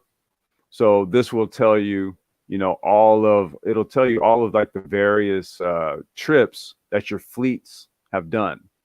Okay. So that's what breaks the Trip Explorer breaks down where everything is gone. Right. And it'll tell you all of the distances. So then what it is that each mobility asset starts to give you all of the data on how much usage each mobility asset has how much it has, like how much it's been used. Now, one thing that's very key with that is, as you start to get more into where we're going to be starting to head into the future with things like blockchain and stuff like that, where you can start to do like fractionalized ownership of your mobility assets via smart contracts and stuff like that. You know, the payouts on however you negotiate your smart contracts will largely be based on usage. And how do you calculate that? You use this type of software to get all of the data on each one. So this is how like you start to patch in more of the blockchain, the cryptocurrency, and all of that other stuff into this right here. It has like your parking zones here. So what I could do is basically I could geofence. So let's just say if I set up and I negotiate, which is what I'm actually doing here, because I'm learning from Bird. So you negotiate all of like your what I'm gonna just call like beach points, or where you're gonna like beach or moor your scooters, or your where you're gonna park them at, and they'll have like access to electricity and all that, and all of them will have to be verified to either be unlocked or locked at that location, because it's geofence. So that means that you can only activate that lock within like, say, like a 10 to 15 foot radius of the point that I geofence. So that means that the scooter literally has to be there. Otherwise the meter's going to keep running. So it's like, you better put that bitch back where it's supposed to be. Right. So that's how you use the software to basically manage your fleets. Okay. That's how this is how like the companies do all of this stuff, how they're able to see everything. I'll show you. And here's the geofencing right here. So this is where you would actually go to start setting up your geofences. So what I could do is I could type in an address, right? I could type in an address right here. And let's just say that address is a park. And at that park, it'll pull it up, and then I can kind of like zero in. I'll pull up like the satellite image, and then I'll zero in, and I see like a bike rack. Okay. and then I can tag the bike rack, and then I just say okay, and then I set it, and then that's the geolocation right there. So either from that bike rack or 15 feet from around it, that's where you would have to unlock it. But since I set it at the bike rack, you know, you just lock it to the bike rack. You have your fleet status, where it basically breaks down, you know, how many of your assets are live, how many you have staged. So that means that you may have had some that were reported as broken, right? So then that sends the ticket to the mechanic to go and pick it up. They do the fixing, and then they stage it. So that means that it's ready to go to be deployed back out into the field. And then the live ones is what you have out there. Okay, you have your reports, your analytics, you have everything here.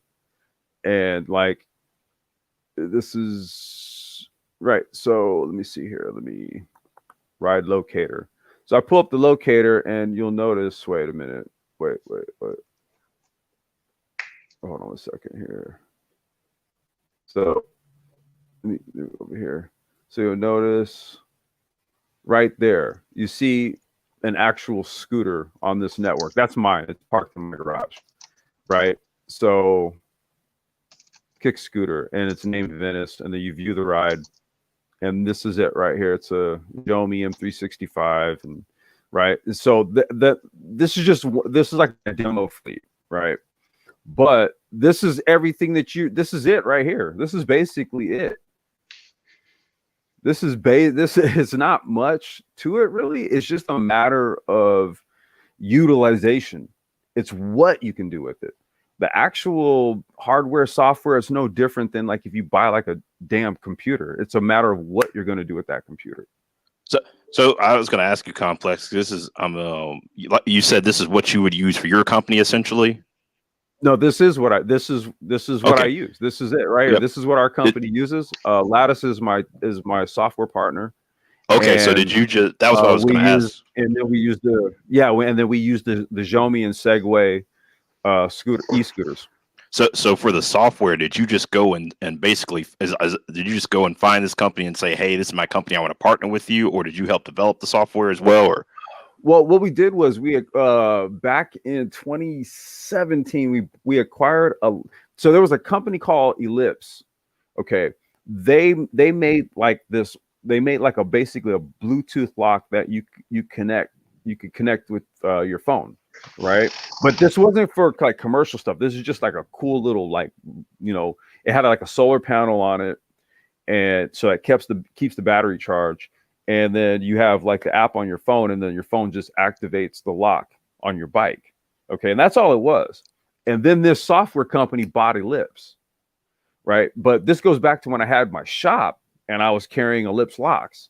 And then so I was speaking with the person who had basically was like the account person who took over the company, or one of the account executives or whatever. And then we just got to talking, and then next thing you know, man, I just found myself here. Okay, so it was more of an off-the-shelf type of product that you were able to partner with. Yeah, well, it was the lock itself, and then there was a company that bought the company that made the lock. Gotcha. Right. And then because I was dealing with just the lock company, because I used to build all electric scooters and motorcycles and all that, right? So I used to carry these cool locks in the shop, but that company got bought out by this company. And then I started dealing with them instead of the rep at the old company. And then that's how we really started talking about like all this new stuff. Let me ask you a couple of real quick questions, man. Because like, just me personally, I'm just some regular cat from Chicago. I just came up on a whole bunch of money. Do you know anything about, so the way that you're talking, I don't know if I've known a lot of cats that like were at your point, mm-hmm. and then made it to the next point. And then the point after that is being like some new startup that they're talking about on CNBC. Yeah. Like, so do you know anything about like any of the VC firms that are where you're at? Or do you have any connections with people that have like, I don't know, friends? Have you seen that process before? Do you know how to make a prospectus and like an elevator pitch, any and all that other stuff like that? I did it. I actually did it back in 2015. Fuck. If I can get CAD, if I can get free CAD to load, I'll show you. That's because that was the next part of what we were going to talk about. That's basically what this open EV sort of discussion was going to kind of be about and be based on. Because I actually did do that back, it was like 5 years ago, but I put that on ice because like making a car, dude, is pretty fucking hard, right? You know what I mean? Unless you just got cash to just go and just fab it up the way you want to do it. Okay, so wait, hold on 1 second. Let me make sure this shit loads. I was going to quickly add, Paul, something local that you may want to look at is like one of the business incubators at Georgia Tech or like Tech Square down there. They would definitely be able to point you in that direction of, hey, this is what the process looks like. These are the things you need to, you know, be prepared to go and talk through when you sit and pitch to a group of investors. Yeah, I was gonna say one other vehicle we talked about, or you got vehicles like Start Engine, where essentially you can kind of crowdsource your investment, but it's not like a GoFundMe because you're using a crowdfunding mechanism, but the people that are they're getting equity, right? So there's that angle, there's the incubator model, there's accelerator. Yeah, accelerator. There's the SBA has a platform now too, strictly that focuses in on minority based innovation, and so they have grants up to $500,000 available. So, right. Yeah, so the reason why I said is because like again, I've gotten tied in a little bit with but anyway, so basically you hear a lot of stuff like this where sometimes it's been, oh, you know, that was put back on the shelf, you know, for this year, that 2, 3, 4, 5 years. And then they go back at it in a slightly different way through a slightly different venue. And no, I get what you're saying. It's takes time and money. Yeah. But if you get a prospectus and you shop it a little bit more, well, like it might not be you doing it, because if somebody writes you a check for a couple million, then you hire cats to do it. Well, that was the idea. That was the idea, man. Dude, I'm a single dad. I can't do it. You know what I mean? And it's like, for me, I'm kind of like, all right, there's a happy medium I think that you can find, right? Where like you can get the right people together. You have to, it's hard to do this kind of shit as one person. Like you gotta, that's why it's me and my partner, Anti-Gravity. Like I wouldn't have been able to get to this point just doing it by myself.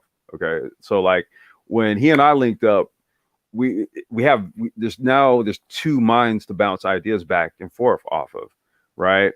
The more like minds you can have that are committed to a single goal, then the more ideas can start to flow around, and the more like human resource you have available to like actually, you know, perform tasks and do things.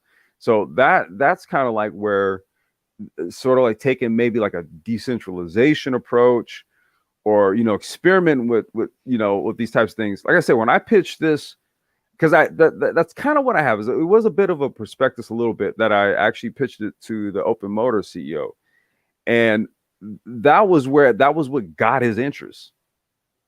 Because conceptually, the whole Open Motors platform it's decentralized. It's basically, it's 3D. It's the 3D plans for an electric vehicle that is global. It can be built and used anywhere. Okay, so that was where, you know, having a model that would also support that, he was just like, dude, that's I never really even thought about it like that. You know, I said, well, dude, that was kind of how I interpreted what you were talking about in terms of creating a open source electric vehicle. So then I started thinking about it from an open source standpoint, and you know what I mean? So wait, where's this shit at? Oh, dude. All right. I don't know why FreeCAD is. Let me try to load it again. Give me a second. So, I mean, you know, that's all. I don't know, dude. I'm just trying to like approach it as something where we're doing some shit. Like, you know, we're just doing something. You know, we're doing something dope. You know. Where no, I 100% get where you're coming from, and nah, man, what it sounds like to me is, and believe me, I get it. Like, having family, having obligations, it's real, man. Like you can't set that stuff up on the shelf, man. They need you when they need you. Yeah, I Um, mean, but again, if it's like if it's like a team type of thing that's going on or something like that, then it just becomes it becomes more of a team project, right? It's takes on something else. I said, man, one person, like I'm like just kind of getting to this point right here. That's where I kind of just saw like, nah, this is going to be something where, if I'm doing scooters and bikes and shit, that's different because that's small. This is a car. Oh wait, did it load? Did it load? Oh, come on, dude. What's going on? I was going to quickly ask you, Paul. You said you were trying to move to Taiwan. You don't mind me asking, like business perspective, or just want to get out of the U.S.? well, work and yeah, man. I mean, so it's work. My family's already there. I'm following them now. Oh, okay. Yeah, we're all set up over there. As a matter of fact, uh, got a banging townhouse over there. And yeah, man, I'm just wrestling to get my ARC back here, and the mail is just killing ARC. me, man. But Oh man. Yeah, yeah, that has a big You don't meaning mean in the this other guy, space. right? You don't mean the other guy, right? Wait, ARC. what happened? what'd you say, Mike? No, he said he's trying to get ARC. ARC, and I'm like, wait, I know that guy. Oh yeah, no, I got my ARC. I'm trying to get my ARC here, man. It's the mail. They can't get it out of the sorting facility. Right hand of God, man. So, do you Um, consider yourself SYSBM? Oh my god, dude. Mike. well, I don't even. I apologize, but even though I've been a listener for a long time, it's sporadic because I got a lot of work. So I'm not even sure exactly what that means, man. You got to tell Oh, me. all right. No, that's all right. No, it's just an inside joke. ARC means Oh, something else wait. in this space. What city in Taiwan are you going to? So Yunlin. Oh, I actually was down in the south when I went over to quarantine before, Like Tainan. and yeah. Oh. But so I'll be working in the north, but my family's in the middle or so of the island. It's a bit of a pain in the ass, but you know how that goes, man. Like Yeah, um, I really like Taiwan. I used to go there for work. Really nice place. Good food. man, Taiwan is off the chain. I got a picture of my son eating this fish that we got at the market. He's just tearing that thing apart. They don't know that none of it is strange, man. They just be chilling. Do they eat stinky tofu? You know what? I smelled stinky tofu, and I ran as far as the way I could from that stuff, Yeah, you man. got to hold your nose. That's how they test. Like at the factory I used to work at, they used to test you. The stinky tofu. Yeah, so but what they do, what they play with me a lot, because I got a theory, man, and I got a bunch of crazy theories, and y'all might shoot me down, but man, Taiwanese people, they basically black Chinese people. Um, those cats love fried chicken. Um, everything is greasy, and they gossip like a son of a bitch, man. Like, but no, my thing is the hot pot over there, man. Like, nah, you keep that stinky tofu. Just give me some hot pot. I'm chilling, man. all right, you guys. Oh shit. Okay. Free Cat is giving me issues, but do you guys see this? Not anymore. Or now we do. I did. Okay. Yeah, it's Yeah, upside. it might. Yeah, it's upside down. I'm trying to reposition it, but it'll always disappear. So I'm trying to get the. So Paul, when you say like they're like black people, is there like a lot of Yaki, Burmese, Silky? Is it? No, not in that way, unfortunately. Let me tell you something, man. Matter of fact, I got a picture. I would have to scrub it, make sure ain't no metadata on it. But I got a picture. They got a flyer up for they're gonna have a booty popping contest. Even the picture, it looked like a 12-year-old boy, right? Like these little skinny legs and all this other stuff like that. I mean more like culturally, right? Because so Taiwan, China be talking mad crap about how they own Taiwan. China don't own no damn Taiwan, man. Japan invaded and owned Taiwan, and China kicked out Japan. Like they kind of like, what is it, like a proxy war? They kind of like black people, like how American black people are like stateless. You see what Yes. I'm saying? Yes. But the difference is these cats, they made their own state. Right. It's like the American Indians making American Indian state and like making it a nation. And like all y'all go to hell. Like they're Yep. amazing people, man. And it's something like 31 indigenous Taiwanese languages. They all official languages of the country, man. Like these cats are bad, man. They no joke. They Yeah, no there's a joke. lot of resiliency. There's a lot of resiliency in the state itself. Yeah, And but China it trying to ain't, go in there and touch them. It's like a man, porcupine. so I put it this way. I told my brother, I tell you what I peeped out about them. China full of crap. China don't need no more Chinese people. You know what China want? China want Taiwan's damn manufacturing base. They want them damn chips. That's what China want. Yep. You guys, oh God, I don't know, man. It's Free Cat's giving me issues right now. But do you see this? So basically, this is a chassis for a 2-seater electric car, and I'm trying to rotate it to where you can see. Let me try to rotate it this way. So this is the top view where it's 2 seats, the actual chassis. Here's the motor, right? So battery and components, right, can either go in the, oh God, dude, come on, right, in the front or the back. Let me just put, that's what it is. Let me just put my, right there. I'll just leave it like that. So, but what we did was we changed the suspension and steering components to 1998 Honda components, right? And so by doing that, so that means like the steering arms, hopefully this thing doesn't disappear, but this, yep, it just did. Hold on. So these steering arms, oh, come on.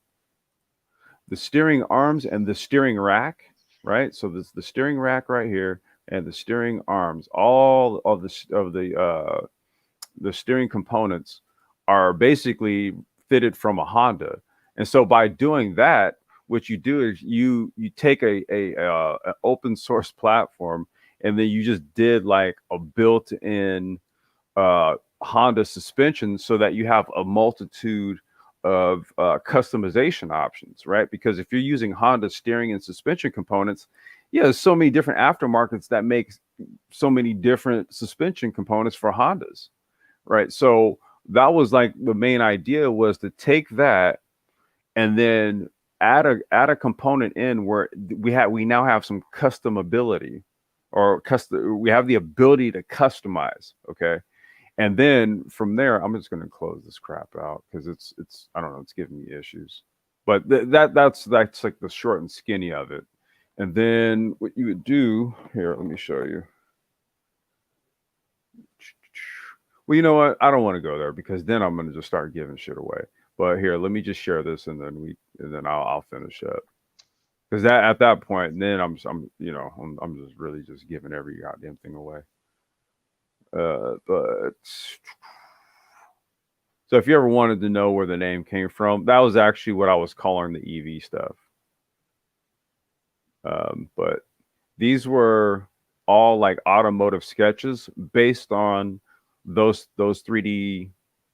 This was a customization. I paid someone to like kind of build something around it, like a structure, right? Because what you just saw was a chassis, but like something like a structure that what you would do is you would attach to it, and then what you could do from there is build a whole bunch of different body styles that would use universal mounting points, okay, so that you could do customized body styles and they would all mount to like the same subframe, okay. And then like your components, you could customize like how much, just like a Tesla or anything else, like kind of motor you want, battery capacity, and then like things like your wheels and suspension, because then you have like a plethora of options because it was all Honda stuff, you know. So that was this right here. So that was the 3D plan that you saw with a body mounting structure that, you know, I had just kind of somebody just designed and put over so that we could look at how we could put basically universal mounting points basically. So I will make one suggestion is that you look into because yeah, micro mobility is coming. It's about to be really, really big. I think.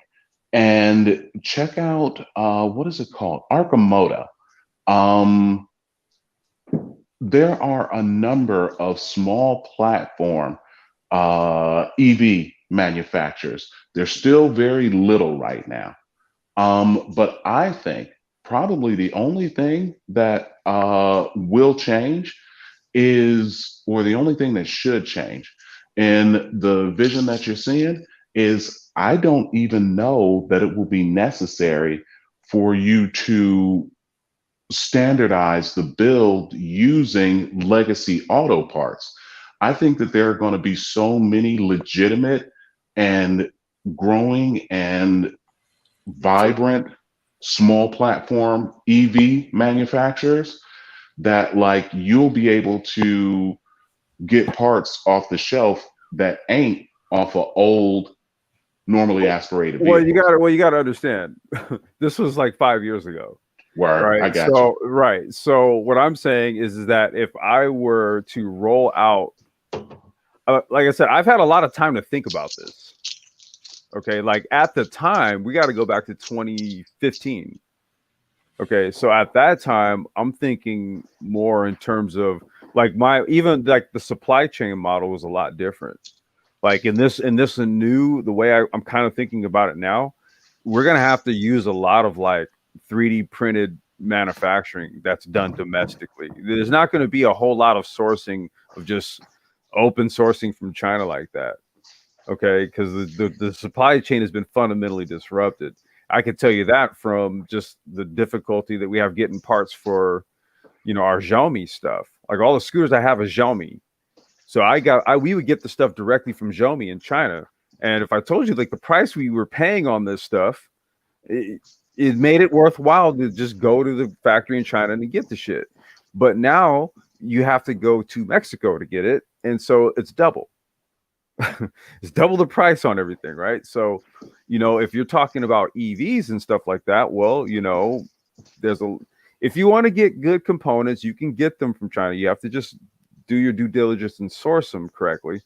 But it's become quite a bit harder to get that stuff and have a reliable source to it. So we have to now start to look at ways that we start doing, again, decentralized manufacturing. You know, components, specific bespoke components being built here, these being built here, and these being built over here. And you have like, you know, either 3D print farms or CNC machines. You know, you could do like a Mark Forge type of model. And you're basically building your printing components and then shipping them off to assembly facilities or something like that. But I mean, so that's more of a elevated, more of a retool model from what I was thinking before. So I've got a suggestion for you. I'm going to play devil's advocate for 2 seconds. It's just a suggestion. Well, before you do that, like I said, dude, this is I'm kind of just introducing it as a conversation, right? Because like I said, everything I'm telling you is old. Like, look at when I uploaded these. I uploaded this from 2017, and I had these done back in 2015, right? So I'm just telling you like old stuff. Word, I got you. Yeah, that's what I mean. So it's like even with the devil's advocacy, I'm gonna be like, you know, look, man, like I'm actually looking at exploring all new models altogether, given this is all pre-COVID. No, I got you. But right? my reason, so post-COVID, it's gonna work completely different than what I was thinking before. I feel you. My reason for wanting to do so isn't to, you know, make any judgment of your previous stuff. Mhm. No, the reason for doing so is that, like, so I believe in general, um, wealth creation, retention, all these models are kind of changing, right? We're going from a Bank of America model where they got all the money and the power and you buy services from them and they kick you out whenever they want to more of a communal shared type of environment where everybody contributes stuff in and some people blow up, some people don't. I like to contribute whenever I think that there is something neat or interesting that could happen. Yeah. And so I see from like the stuff that I know in the space that I've been in that, oh, wait, look, there are a couple of really huge like improvements that could be made. Sometimes turning somebody's head 2 degrees starts up the next Cash App. Oh yeah. So I'm just trying to put a bug in your ears off. Yeah, no, I And mean, and for me, like I said, what I'm doing is I'm trying to reintroduce this right, as an idea, because when this stuff was done, like I said, I uploaded this is from 2015. Okay, like this is all these are all different sketches. Like these are all different concepts, dude. I have like shit. I don't know how many different concept designs we did. So there's two different chassis. There's a four seat and 2 seat. I showed you the 2 seat, but FreeCAD is just being a pain in my ass. But there's a 4 seat model also, right? So we did designs based on the 2 chassis designs. Okay, so between all of these, like there's just we did a ton of different sketches on all this stuff. But like I said, this stuff is all like 5 going on 6 years old. So it's really just more of like a reintroduction of the idea of making an EV and exploring like how like the feasibility aspect of it. I'm not looking to try to reboot what I was thinking 5 years ago. I'm not. I already know that the environment's completely different. So this is just more of like a explore. It's just like I'm showing like the blueprints and the automotive sketches, and I'm just saying, hey, look, like this is just one person who did this, but what if we're in like you're saying, you're putting the bug in my ear. I'm trying to put the bug in other people's ears too, right? I'm like, what if we try to do some shit like this? I mean, it's look. no, I You feel know? you. I actually Yeah. think that the environment is actually more conducive to it now because Rivian, Tesla, their technologies, as a matter of fact, the other one that I mentioned, Arcimoto, the smaller form factor, they do 3 wheels. Their technologies are all based on what are referred to as skateboards, batteries on the bottom, chassis built on the Chelsea on top. top. Yep. So, like, you probably have a lot more now in the sourcing of parts where you ain't got to go across seas at all. And moreover, is that not only that, but also the fact that like the smaller form Arcimotos, like if it's smaller form factor, then it doesn't have to adhere to like what is it, the national highway safety type of thing. Right. Like Yeah. Yep. so, like, I mean, that's a wide open field. Like, there are a couple of reasonably sizable manufacturers in that field, but we ain't talking about like spitting out tens of thousands of units per month. We're talking about a whole bunch of hand assembled stuff, man. So, getting parts from cats like that, man, Well, that's real easy. here I'll show you. Let me show you. So this was one of the suppliers I used to get stuff from when I had my shop. Here, let me share the screen. This because this is what you.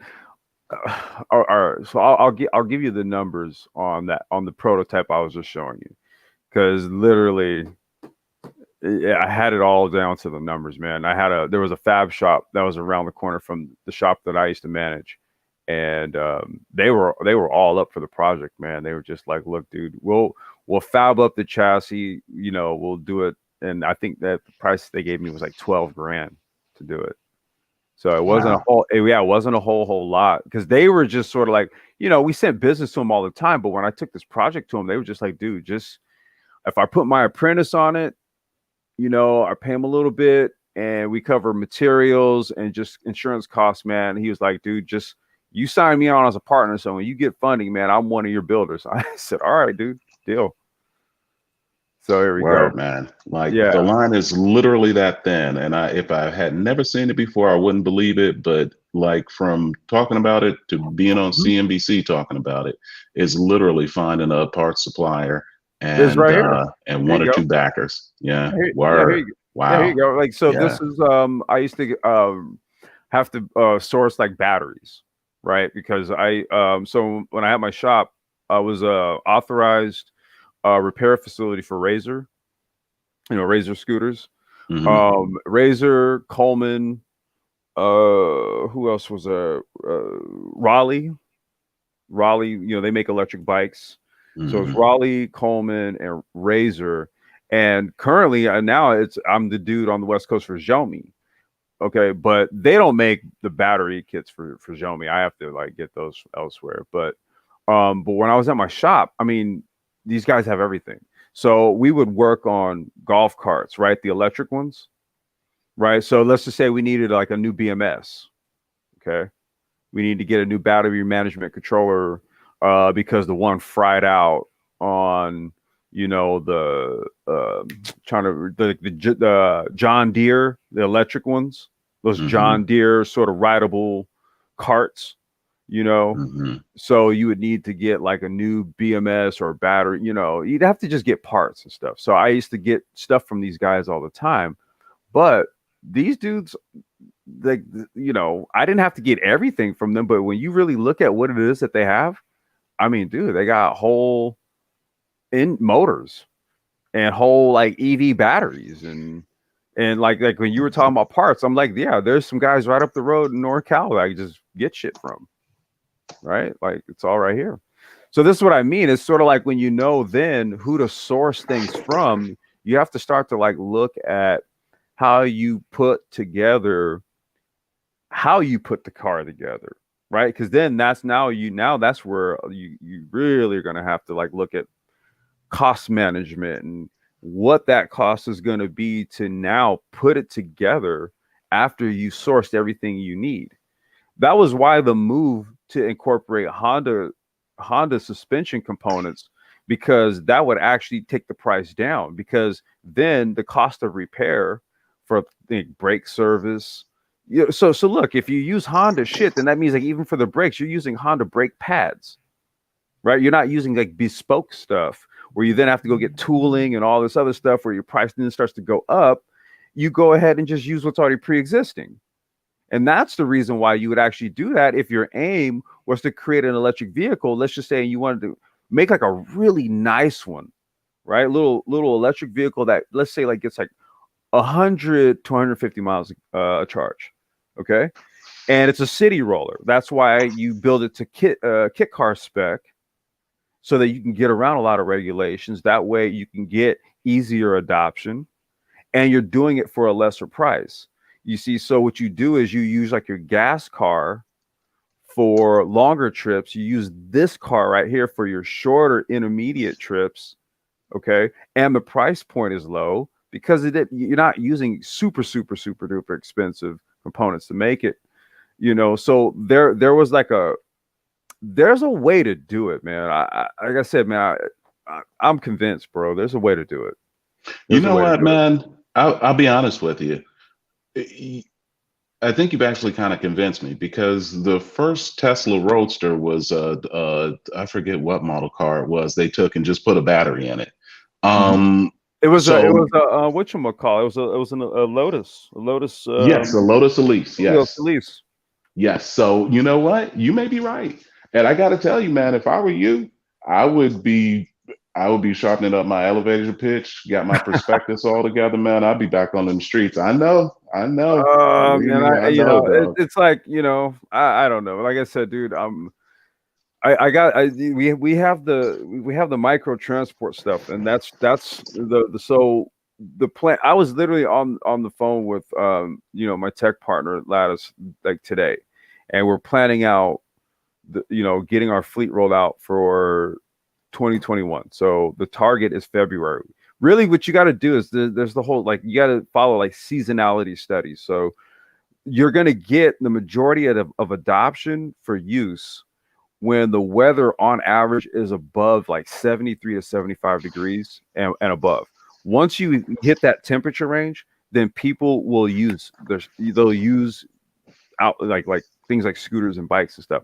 When the temperature goes down and people got to put jackets on stuff, they're not trying to rent stuff to ride out when it's cold. Okay, Word, so I've that's read why. that. That's even why car manufacturers, like, they lowest selling quarters is the first quarter. Like, nobody Mm-hmm. does it when it's still cold. No, I got you. Right. And so, like, even when I worked with Bird, like, what we do is we would scale back the fleet, the fleet count, how many scooters are actually going out into the streets based on like the weather.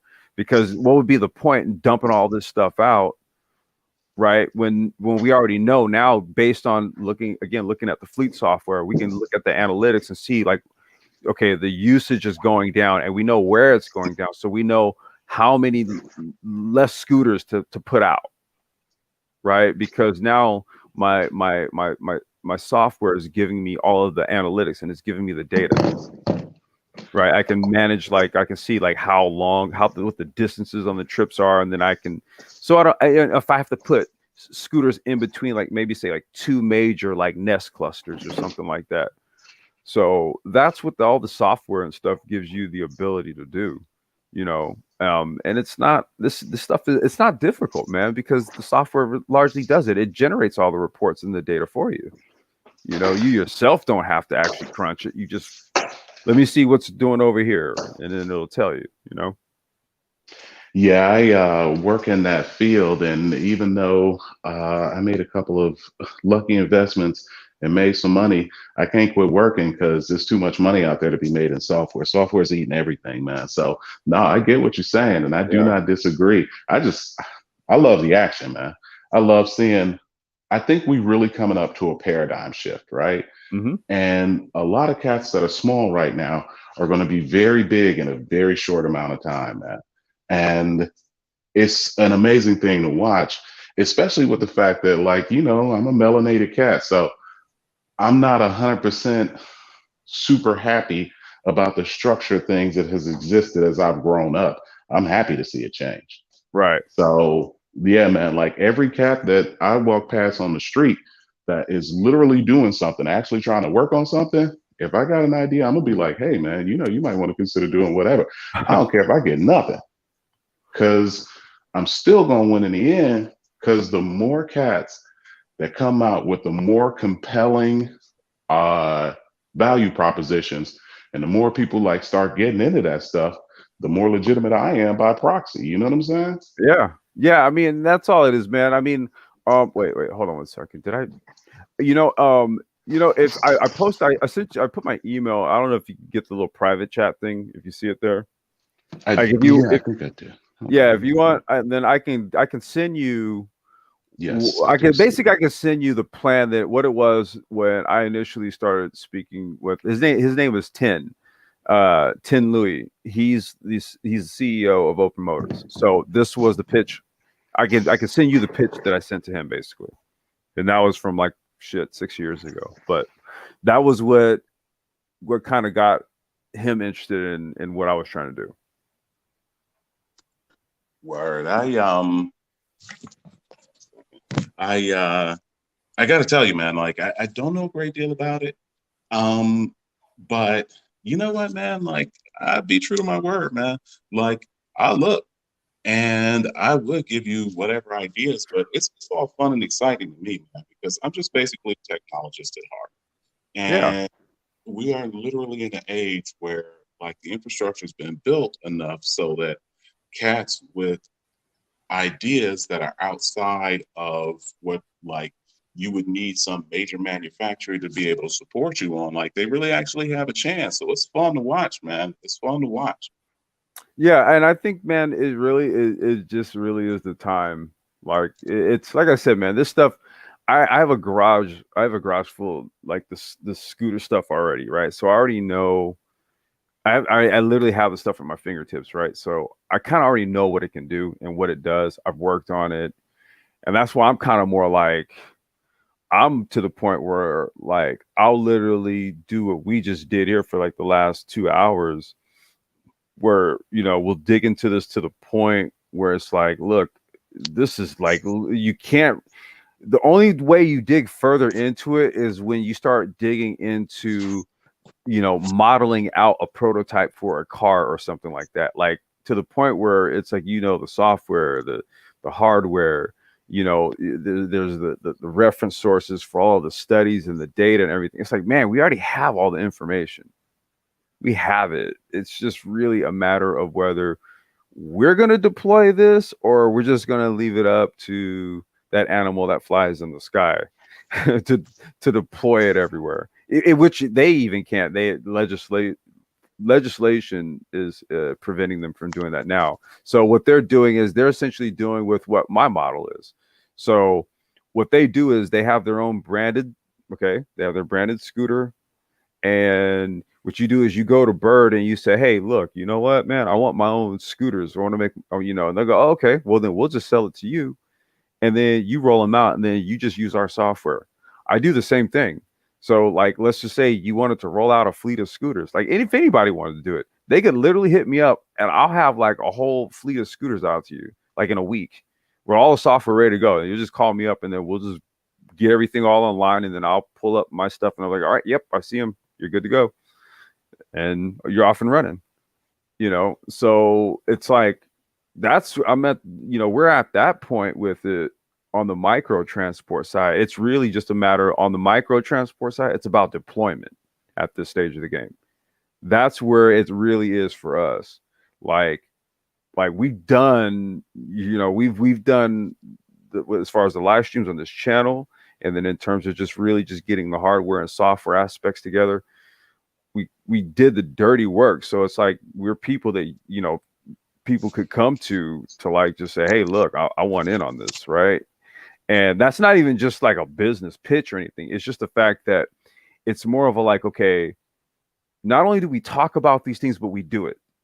That's my main thing, right? It's like, no, we actually do this shit and we don't just read articles, okay? So that's where it's like, it's almost to the point where you do have to kind of put your money where your mouth is. And you do have to say, well, look, I am that dude because I'm talking about it to this extent. And if I'm really pushing you to do it, then yeah, come use me as a source, right? So that's where the importance of pushing this micro transport industry, because it's worth billions, man. And it's not, the barrier is low. It's low. The barrier of entry is relatively low for us. I can attest to this. On the higher end, look, we can mess around and build electric cars, man. If we really got creative with it. That's my truest, honest belief. I'm thoroughly convinced of this. I'm so thoroughly convinced of it. Well, so the dude that did Square, Jack Dorsey, he literally started doing that because I think his business partner went to try to buy something and the place didn't accept credit cards and he couldn't do it. So they figured out how to put a card reader into the jack of an iPhone and bam, like boom, 5 years later, here goes Square. So yep, exactly, man. Well, that was kind of what I sort of had on the docket for this conversation. Yeah, I screwed up the first the first go around on it. But yeah, this one, yeah, we were really able to really dig into this whole EV sector, man, because I really did just want to kind of talk about this, man, and just say, hey, look, this is still up for grabs. Tesla ain't got to be the only people making electric cars in this country. Well, okay, it's about to be Lucid too. So there you go. And Apple. Oh yeah, there you go. And Apple. Oh, and Ford, which is yet to be confirmed, but it seems legit. No, they'll like I said, I put it like this. They were going to get to it eventually. It was just a matter of how long they were going to drag their feet with it. But I got to tell you, they came out with that story to cover what happened in India. Okay, there was a legit slave revolt in India. One of their plants, basically everybody went ape shit and destroyed the damn plant. Okay, set the bitch on fire and everything. People were getting paid $7 a month. Okay, and guess what? They hadn't been paid in a couple months.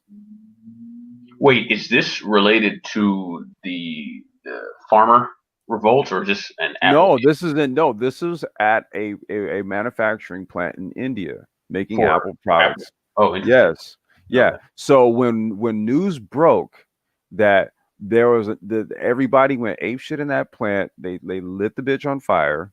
Okay, and then it came out like what they were being paid and the fact that they hadn't been paid for a couple months. They were like, dude, fuck this. Like, this is enough. And then what did what did Apple do? They said, hey, guess what we're coming out with in 2024, an electric car. And everybody was like, oh, no one's talking about what just happened over the weekend, or it was like late last week in India. Okay. So that's why I was like, listen, I think I know what that Apple move was, and I don't really okay. Well, the market didn't seem to be too concerned. Tesla, like, barely. No, the market wasn't too concerned because they covered up the bad press with the news that they were going to be coming out with a car. Yeah, that was the whole point. Because do you know what would have happened to their stock if, like, they didn't come out with something to cover up for the fact that, you know, they basically are using slave labor in India? I think their stock would have been fine. I mean, so many companies have these, similar kinds of scandals. I mean, you remember Foxconn? Foxconn, okay, there's another one. Apple's just always involved in these kind of things. Yeah. So, I mean, what do you do to head off, really negative press? You say, hey, we're coming out with an electric car.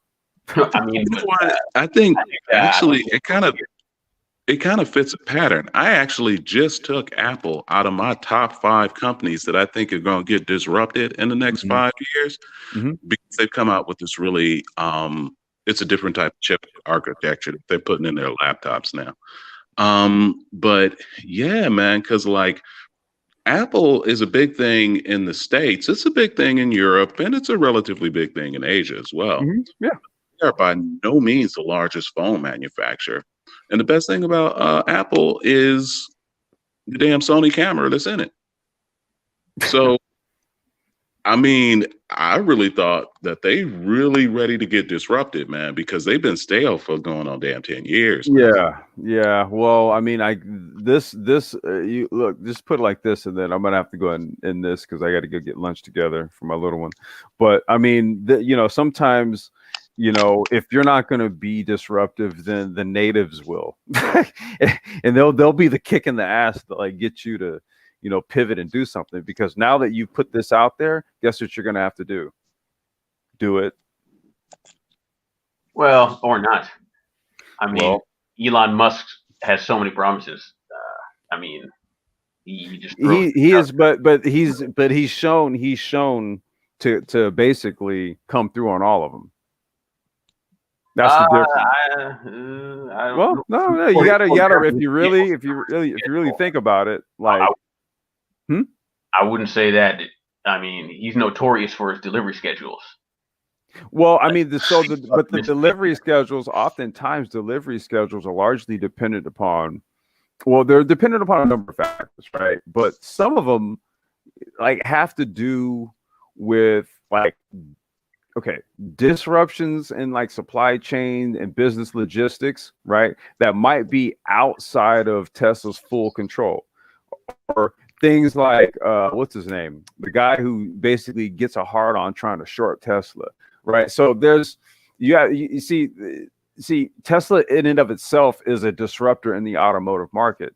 So there's traditional automotive market factors that push back on that. Okay. However, because of the business model, if left uninhibited, oh, shout out Lionel, just he's live. Okay.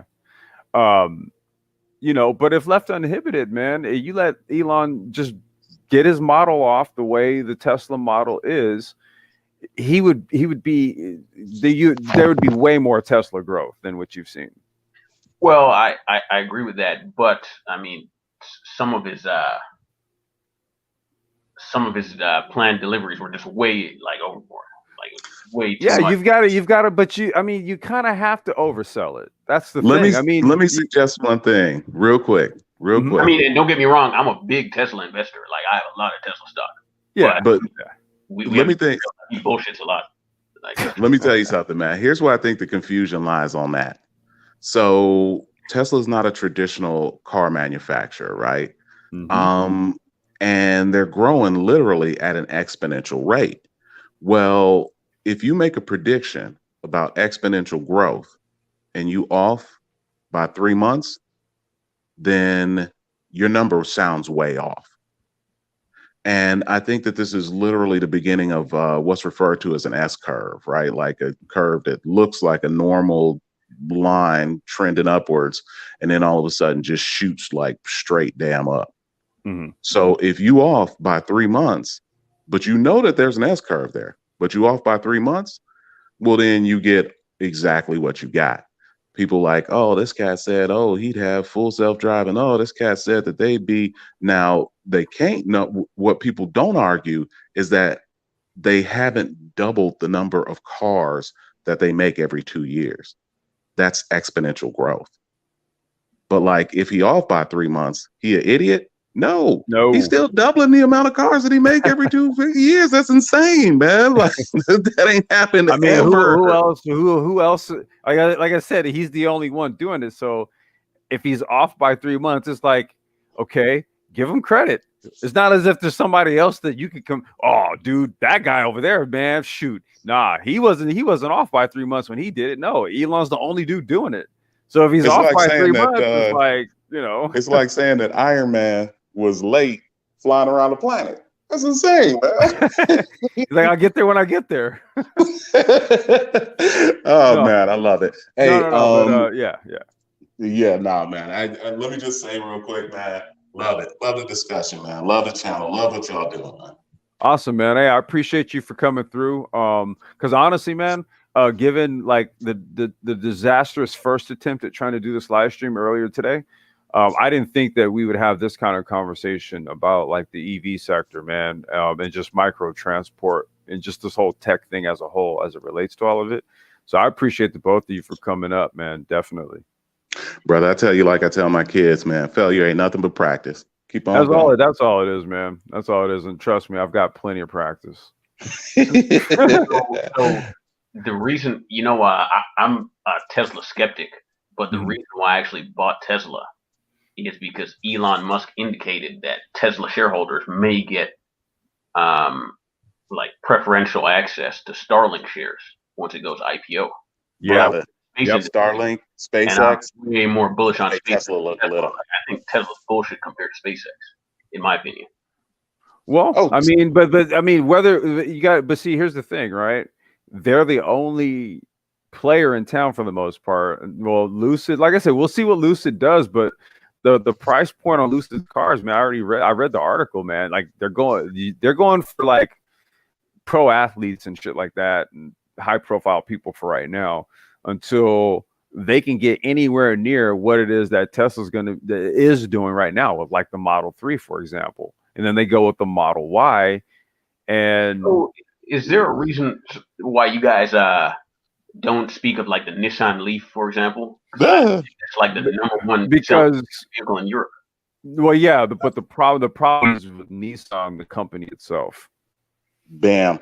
So like, period, point blank. It's like comparing, I don't know, Sears to Amazon, right? Like Sears was badass, man. They had badass distribution. They had stores all over the place. Amazon's a different model. Like, I think it was Nissan CEO was talking about electrified vehicles ain't gonna be a thing. That's insane, dog. They're gonna be the only thing, man. Just on numbers. And I think when they got acquired by, what was that? Who was that? It was the French company, was it? Yes. Peugeot or Renault or one of them. I think it was Renault or whoever, whatever it was. Basically, man, when the French acquired them, they got screwed. Nissan hasn't been the same since. And honestly, it's really, I feel what you're saying. It's a legitimate point, right? But would you rather own stock? Would you rather own 1,000 shares of Sears stock or 50 of Amazon? That's all. Well, I don't think the comparison is accurate because Nissan Leaf sales aren't falling exponentially like Sears sales. Okay, but okay. Listen, man, and again, I'm not here to prove anybody wrong or to argue anybody into feeling anything different. No, I will tell you this. I'm actually not a car guy. I'm just asking, like, it seems like there are other EV makers that are selling lots of cars, but you don't hear much about that. Well, because the problem is they're not actually selling lots of cars. There you go. What it was that they were a lot of these were fleet leases, and then what happens is that the cars go back out onto the resale market, and a lot of people are buying like the Leafs and stuff like that. Basically, what's the fleet lease? Sorry, say that again. What is a fleet lease? So a fleet lease would be like Avis, Hertz, anybody. Any company that basically leases electric car. Let's just say like a city that basically puts their meter maids in a Nissan Leaf, right? And they drive around the city doing the meter maid stuff. And once those cars are commissioned for an X amount, like a 2-year lease or something like that, and then they dump them off to the auctions, and then they auction them off, and then people will buy them, and then you get into 2-3 years into ownership, and the next thing you know, you start to need service on these things, right? And what Nissan doesn't have is sort of like a robust like service network, not so much more than like Toyota does with the Prius. Okay, so Toyota had you have like standalone Prius shops, for example, like a lot of them out here in California, but the Nissan Leaf, it had good reliability for like about the first 5 years, 3, 4, 5 years. And then after that, it's very difficult to get repairs on it. And that's the reason why like the resale market for the Leaf is, it's, if you have somebody who can work on one of those things, somebody local, you could find one for a really good price. They actually got a term in the car industry for like your Nissan Leafs, your Toyota Priuses, your Chevy Bolts or whatever the hell it is. Yeah. They're called compliance vehicles. Compliance, right? That's what it is. Yeah. They're not even making those because they make money on them, because they don't even make money on the sale of them. They're making those to try to hedge against compliance requirements for renewable energy. And that's one of the reasons why they all having to pay Tesla. And it's one of the reasons why Tesla using money to build Tesla factories. Man, listen, there's never been an environment in which case you got 5, 7 huge industrial companies lined up to lose, paying the person that's going to make them irrelevant. And I would say that it's crazy impossible, but it has happened so many times. Yeah, have you ever heard of Nokia? Yeah, I was going to say it's happened before.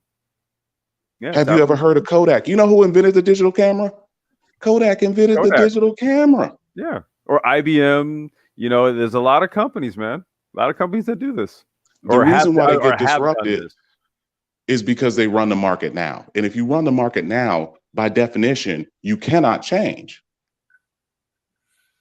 So when the next technology comes along, you either disrupt yourself or somebody disrupts you. Or they disrupt you. Exactly. All right, man. Hey, my little one's here. I got to go get lunch, man. I appreciate you guys for rolling through. And everybody in the chat who listened in, thank you guys for listening. Hopefully, got some ideas or, something, kind of sparked in your head in terms of like, what's possible here, man, what it is that we can do to, carve out our own niche in this new industrial paradigm we're in. Just hit the like button if you haven't. Share this with somebody you think might be interested in checking this out, and I'll catch you guys on the next one. Peace out.